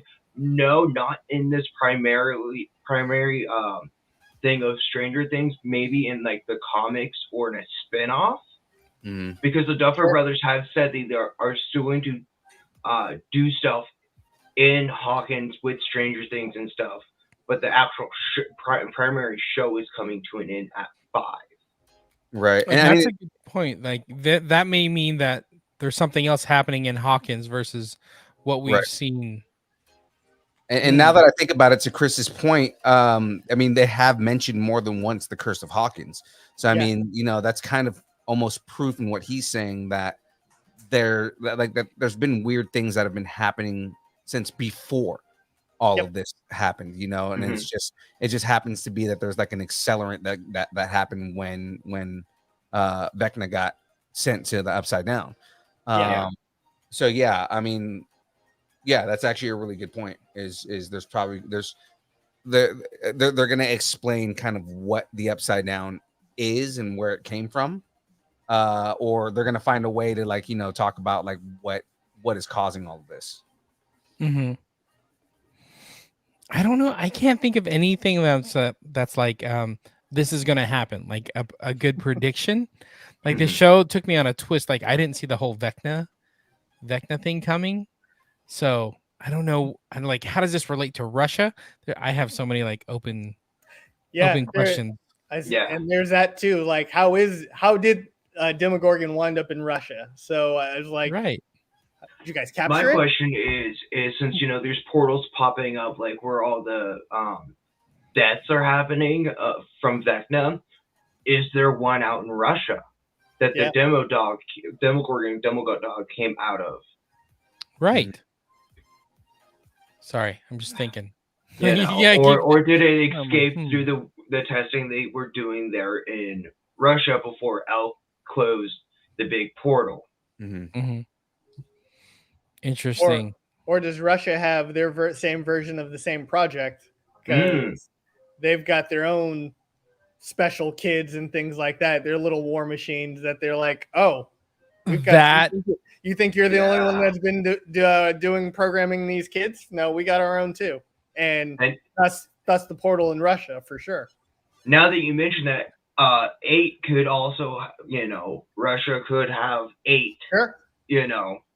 Oh yeah, that's why she didn't show up in Hawkins' lab. Yeah, that is my favorite theory ever, because that would be so like typical 80s Cold War, kind of war game-ish thing to do. Like whatever we're doing, Russia's doing the same thing. We got to beat them to it. You know, they're finding these kids. We got to find our kids and utilize them. And it's just another, instead of a nuclear war, it's like a psychic war or something like that. Right. Wow, blew my mind on that one. That's how we end it. Oh, I'm so excited. So what is it? July 1st? July 1st, we get 2 more episodes. Is it first? I thought it was the 7th. No, it's July 1st. Awesome. And Cam, do you remember the running time on those? I don't remember the one of them is like an hour 43. Yeah, that's 8. 9 is like 2.5 hours. 2.5 hours. It's a movie. So we have like maybe 4 hours left, even though it's only 2 episodes. Yeah, we have like 4 hours left. Yeah. Wow, that's awesome. I'm super excited. Super excited. One of my favorite shows right now. Yes. So good. Yes. So just to bring people back, that is it for this, which means it is the end of. Spoiler alert! Spoiler alert! Spoiler alert! Spoiler alert! Spoiler alert! Spoiler alert! There we go. So now that Stranger Things is done and we've been up late binging, and our hair's grown super long. Oh, I know. We got merch, people. We got merch, people. Oh my goodness. We got new merch, people. Oh, okay. So we were making references at the beginning of the show, but ladies and gentlemen, we got hats. Yeah. So if your hat's crooked or you haven't been to, Great Clips or whatever in a minute. Whoa, what? Did you just say Great Clips? Hey, I'm not judging. I'm not judging anybody. Great Clips can't touch his hair. I'm sorry. Yeah. Okay. He goes to the barbershop. Okay. And Puerto Rican dude's been cutting my hair for like 20 years. There you go. What's funny is I got a Puerto Rican dude cutting my hair now too. So exactly, man. It used to be Filipino dudes because Filipino dudes always cut your hair the best, but my guy right now is a Puerto Rican dude. There you go. Sure. But until then, go get yourself a Distance Nerding hat, right? And you can pre-order them now, just like my boy Cam over here. So the hats are coming in this week. Mm-hmm. I should actually hopefully have them by tomorrow. Yeah, so we'll post some pictures of them. You can pre-order them now. We're going to be selling them we got a little scale here, but like we're going to have black hats and gray hats with our Distance Nerding symbol on it. They're going to be snapbacks. Going to be super cool. So they're $35. We're going to do a little promo like 33 or 32, probably 33 or 32. If you want to buy them, pre-sale, and we'll ship it to you. But then if you want to buy both hats, they'll be $30. And then, if they're shipping, I don't know how much shipping is on a hat these days. I need a new hat because my shit's crooked and it's really bugging me. You know what's dope about our hats? They're new era style stitched. Yeah. So, instead of it being a patch on the hat, they're stitched like a Giants hat or like an A's hat or whatever fan of what team you guys are. But yeah, we're excited. I'm not sure what team you're a fan of because you're an Idaho. I really don't follow sports that much. Okay, but I'm a Giants fan. I think James is a Giants fan too, right? Yeah. Chris, you're a Giants fan too, right? You're an A's fan? A's, baby. Since you got to consider, I have no professional teams here. And Jackie's whooping from the other room because she's also an A's fan. So Right on, Jackie. Kristen, right on, Jackie. Idaho doesn't know sports. Your said grass We're is college blue. level. What'd Your you grass say? is Maybe college blue. level. Jackie said loneliest team in the league. Right? Free ticket, practically free tickets though. Anyways, so we got hats. So $35 or 33 if you want to buy them right now. You can, or if you want to buy 2 or more, they're $30 each. So again, black, gray. They're coming in this week. All you got to do is go to our Instagram. Let us know how many hats you're looking for. You can actually go to our Instagram and click on our little link there, and you can pay us via PayPal or Venmo, and we'll get them out to you. And then, guys, remember we still have shirts too. So if you're local to Sacramento, they're $20, and if you want us to ship it, then they're $25. Boom. And Now, that guys, takes us to the build. That's where I was going, guys. If you are unfamiliar with our shows and what we do, obviously you're watching this one right now, so you're familiar with the download. But on Mondays, we do The Build on Twitch, YouTube, and Facebook. Join us and hang out with myself, Young Phil, as I build a Lego kit. And then we talk about nerdy stuff with our celebrity friends and our friends and then our artist friends and all of our friends that come on the show that hang out with us. And we do tournament style brackets and stuff like that. It is fun every Monday from 6 to 8 Pacific Standard Time. Come and check us out and have fun with us because it's a great time. I'm going to be building the I got it right here actually. And we are going to have a guest on this week, right? This Monday. Oh, yes, sir. I am building Mjolnir. Mew Mew. I'm building Mew Mew. So cool. Look at that. Look how big that box is. Natalie Portman's not going to be happy that you have that. I know, right? Yeah, see, I want to get 2 of those Lego kits. Make one just pristine like it's supposed to, and then make one like where it has cracks in it. That's so good. But I'll be building. I'll be starting the build with Mjolnir this week, and then we're bringing on Chris Palmer. Chris Palmer is a member of the Mandalorian Wolf Pack, as well as a member of the Mandalorian Shroud. He is a cosplay artist, and he's we're gonna be talking cosplay and his costumes and what it's like to be a Mandalorian and everything like that. So it'll be fun.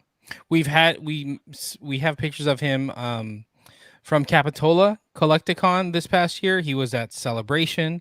The Mandalorian, the Shroud is like another, like it's a con-ish thing. It's like a get together. Like it's usually just Mandos. For it's the Mandalorian Shroud clan or something like that. But they do a whole like outside thing. And I'm trying to think of what to relate it to. What to relate it to, like not Coachella, but what's the other one? Burning Man. It's kind of like Burning Man for like Star Wars. It's kind of crazy, right? But if you want to check him out, Chris Palmer, he goes by Star Wars _Superfan66 on Instagram. Gonna be cool. Yeah. So fun stuff right there. Now that we've gotten everything out of the way on all that stuff, gentlemen, I need your pluggables. Cam, I'm gonna start with you. Let's go. Well, so I want to start with the poll that I put on the Nerdington page. We've got the Mando you doing helmet polls with now? Jesus. Well, I'm going to start building my own Legos in October, hopefully. And so the Mando helmet has actually is the lead right now in that poll. I think that's my next build after the hammer here. Okay. So Instagram, I'm _CamSmith_0. TikTok, I am Joker and Bats 0. Twitter, Cam the Joker 0, and Twitch, Joker and Bats 0. All there right. it is. What do you prefer? Like, what is the one?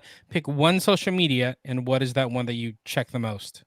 Probably TikTok or Instagram. TikTok or Instagram. And what are those again? TikTok and Instagram.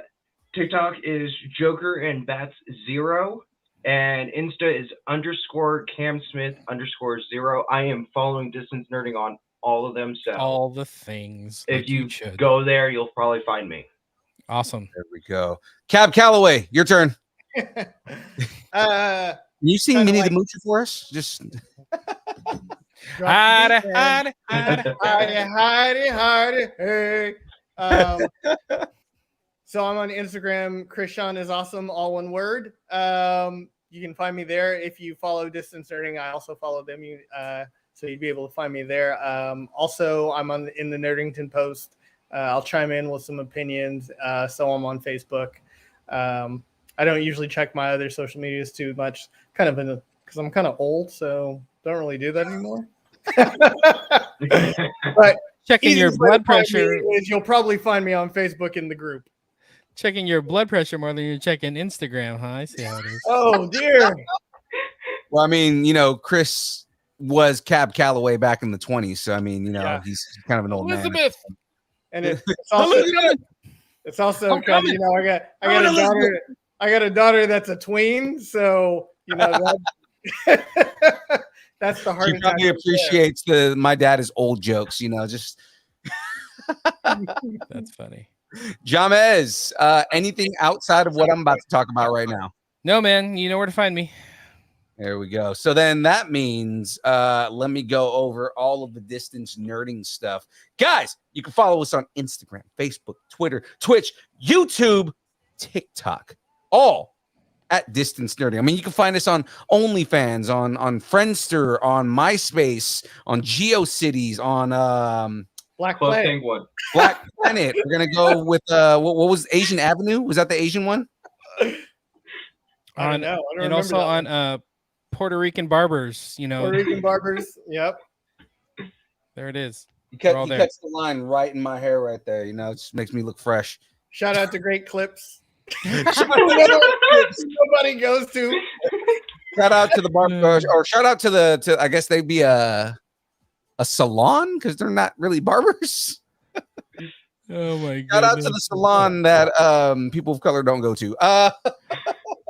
There you go. Have something you want to discuss? Make sure to let us know in the Facebook group, the Distance Nerdington Post. Now, guys, aside from all the connections that I just talked about, you can buy us a taco. Go to the taco party. Guys, go to distancenerding.com and you can buy us a taco. And if you buy us a taco, it goes into getting prizes like the stuff I'm trying to give away and, all the stickers and the giveaways that we give everybody. Remember, if you want a sticker pack, all you got to do is message us and I will send you stickers for the free. Yeah. So make sure you're on our streams and come check us out at the cons. Follow us on Instagram.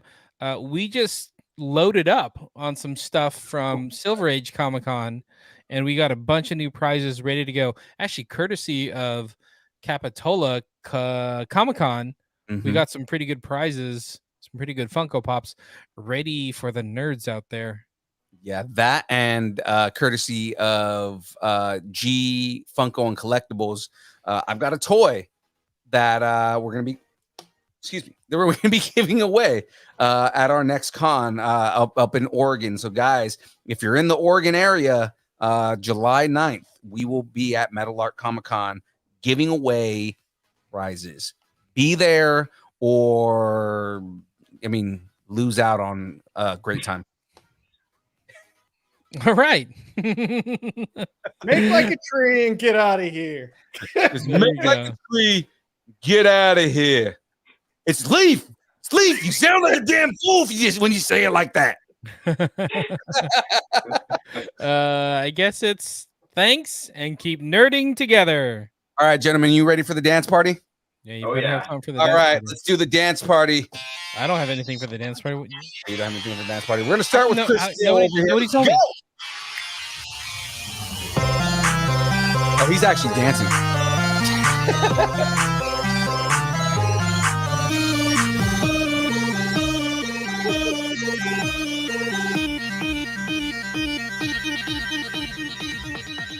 Distance nerding. All I got's my shoe. He busted out the chinela. hella Pinoy. The chancla of doom.